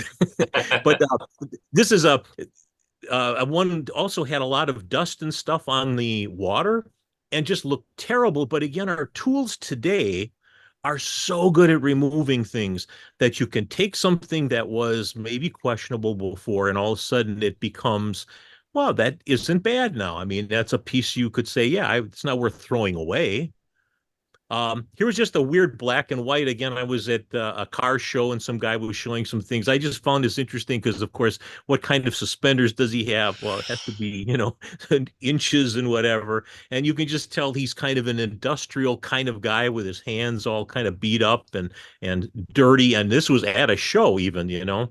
So again, this would have been a throwaway, but now it's not a bad picture in black and white. It didn't really work in color. And here was one when I was down in Chicago. They ClickOn used to have their convention there. This year they moved it to Detroit for a year. And we were taking pictures of models at this beach that's right to my left. And everybody's sort of hovering around these models. And I'm looking at the cityscape and I go, oh, I should take a couple pictures of this. That is the legitimate skyline and what was happening at that time. And I never developed this picture. So I guess all I'm saying is when you have nothing to do, sometimes going back to your old stuff may be a really good idea, really worth doing. And you might find some gems in there you never finished up because in the old days, fixing some of this stuff was really hard, or finding the right color tools or whatever, but our pictures are really good. So here's the parts I really wanted to show you, and I'll do these relatively quickly as well.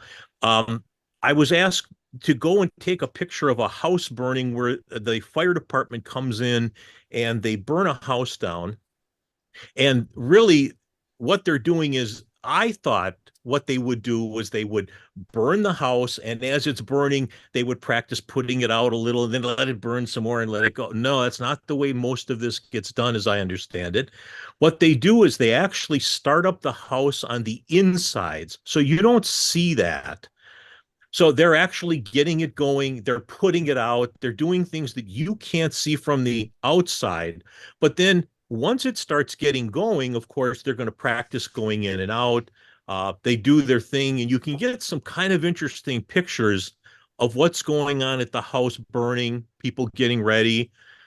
Get some interesting pictures here. But then once the house really starts getting going, it actually is kind of, it's scary to see this because you can't imagine how quickly these houses burn up. But you can get some ones here where if you didn't know this was purposely set, you might look at this guy who's there now as a fireman, and he's probably thinking, I don't know how we're ever going to get this house put out. And it's probably true. At that point, it's probably in real trouble. Same thing here. This guy was actually moving a hose around, but if you didn't know that, this is actually a neat action picture. Again, that house burning down, this is good as just a house burning picture if you were using something like this. Or again, here, another one where the guy just looking, going like, oh man, we're too late for this house. So anyway, just that I thought was an interesting thing to do. So if you ever have the opportunity, do that.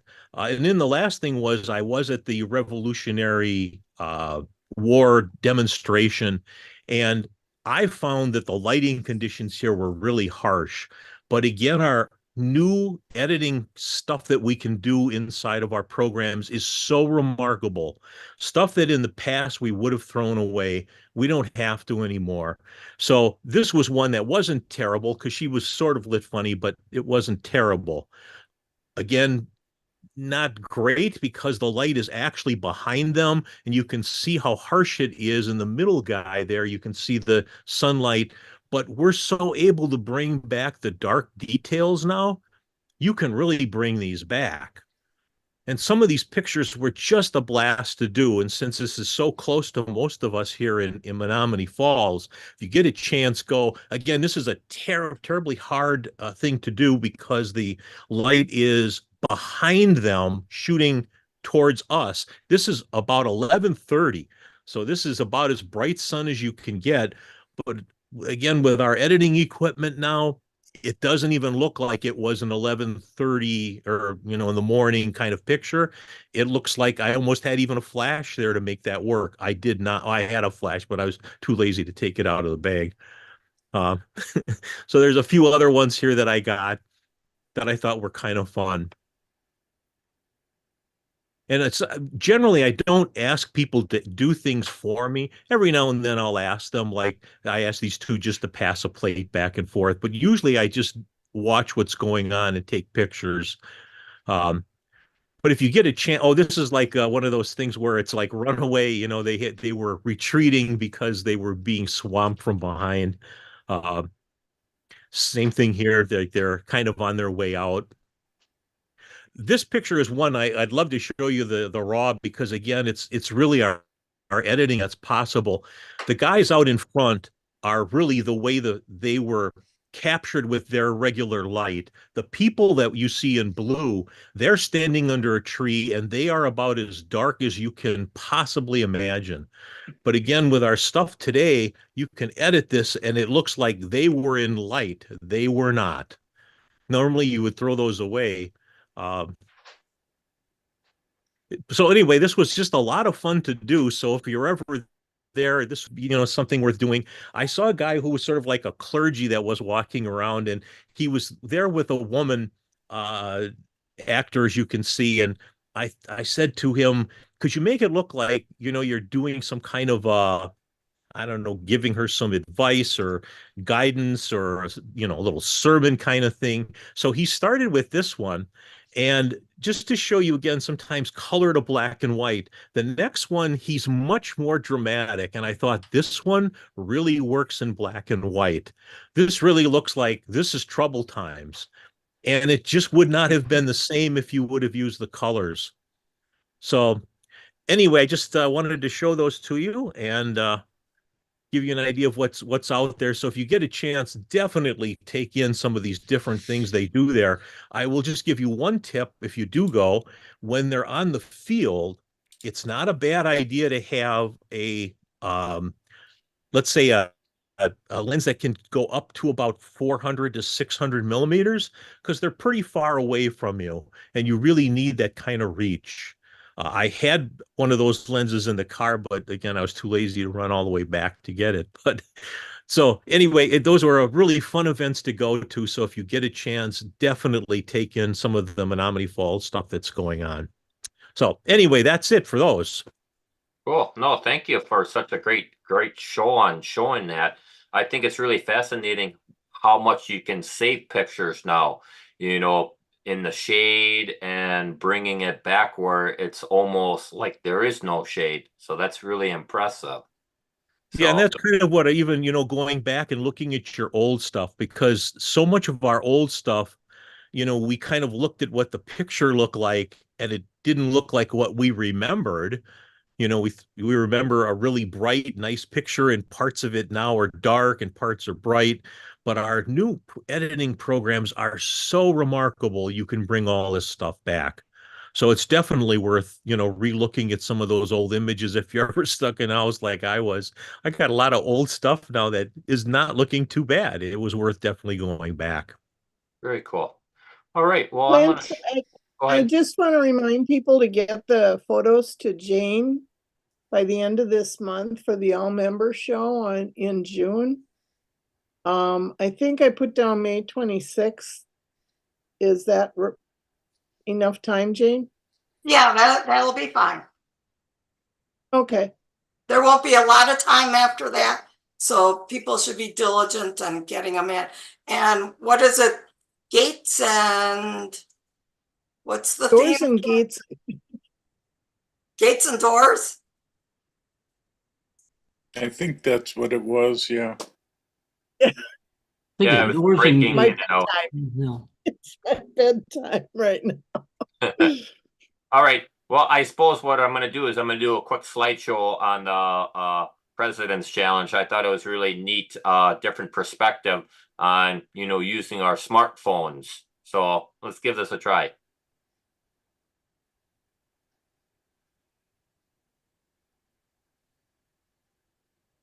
Right. Hopefully everyone can hear this. Yep.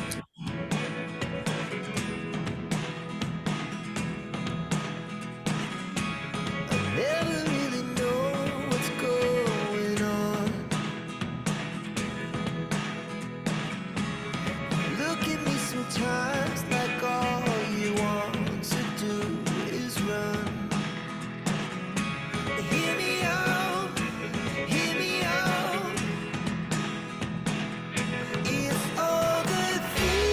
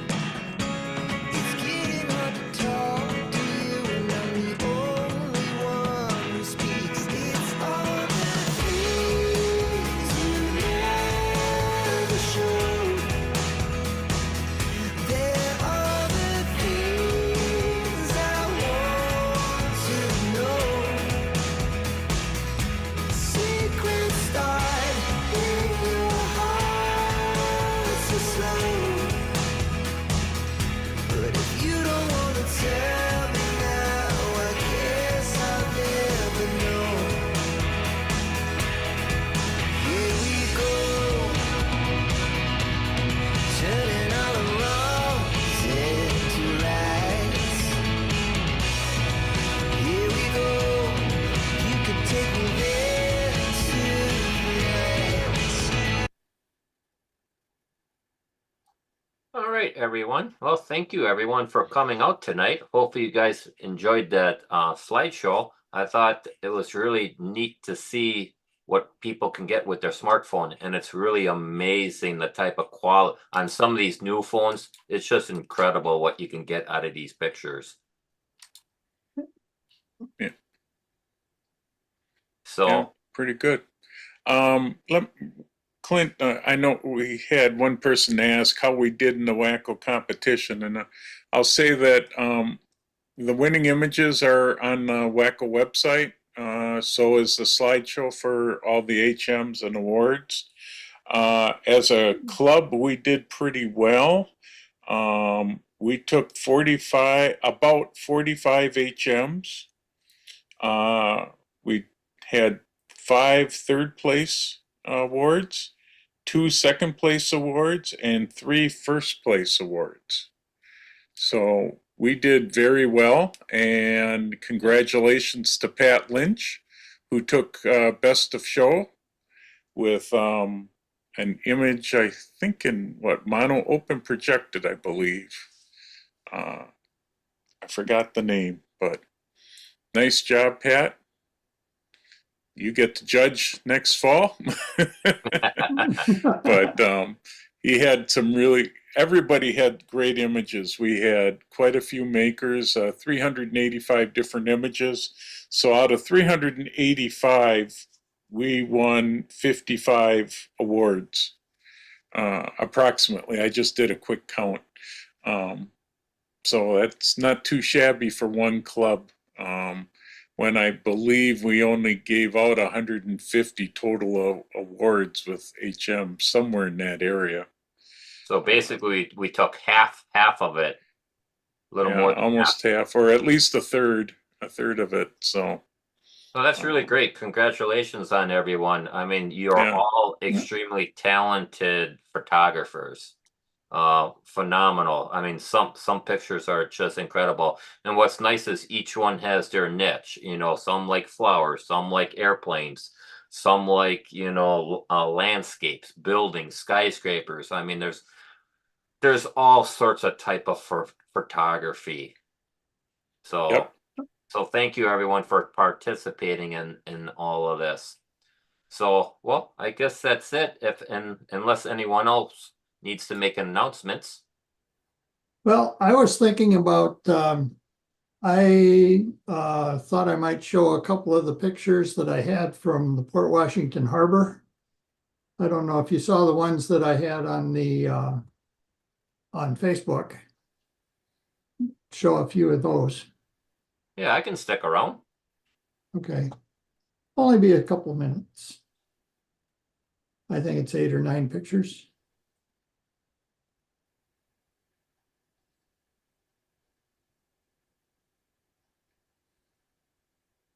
Is everybody seeing my seagull? Yep. Yep. He's swallowing it. Looks like he's got a huge tongue. The alewives are dying off, and the birds are taking the diving in and picking these up. And I was on the wrong side with the sun behind them, and I was too far away. So these are all cropped quite a bit. I took 874 pictures and came up with about a dozen that I like. Yeah. But here's a Bonaparte's gull picking one up out of the water. And one flying away with it. Kind of shaded with his wings, and this one even more so. I think it looks kind of mysterious.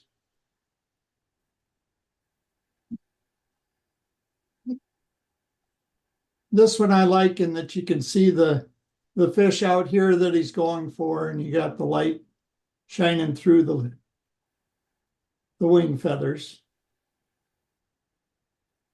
And this one, it's just fun to see the water coming off of his feet.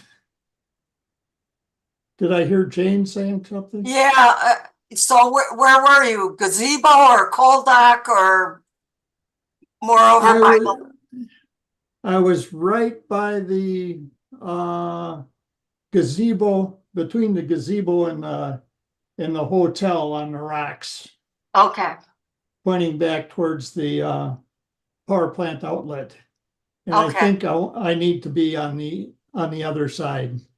Actually, at that where the outlet comes out, there's a wall that everybody fishes at. If you go out to the end of that wall and there's a corner there, that's usually a real good spot to get these kind of shots. But they're coming in so fast, you're going to throw away an awful lot of shots. This one, I kind of like the way he's grabbing it from behind. And this guy dropped it. So anyway, I'm hoping to get out there. I don't know how much more activity there's going to be. I saw that there were like 1,000 gulls sitting out off of the sewage treatment plant. And it looked like the alewives were dying off so fast that there were more than what the birds could eat, and they're probably all sitting out there digesting. They were coming and just swooping down, picking up a fish and going off, where in past years, there were hundreds of birds circling around, and as soon as a fish showed up, one would dive down and get it. And this was actually easier to get shots where you knew that when they got to a certain point, they'd start to dive to go get a fish, and there was enough for everybody. When I see this picture, Roger, I think about you said that he lost it. I think Yeah. it's like, well, the fish that got away. Yeah. Yeah, and this I didn't, on this first one, I didn't know it, but it looks like they eat them on the run while they're flying. Yeah, that's definitely a unique shot. Yeah. Oh, So very cool. Very cool. that's Well, all thank that you. I had. Thank you for sharing that with us. Yeah.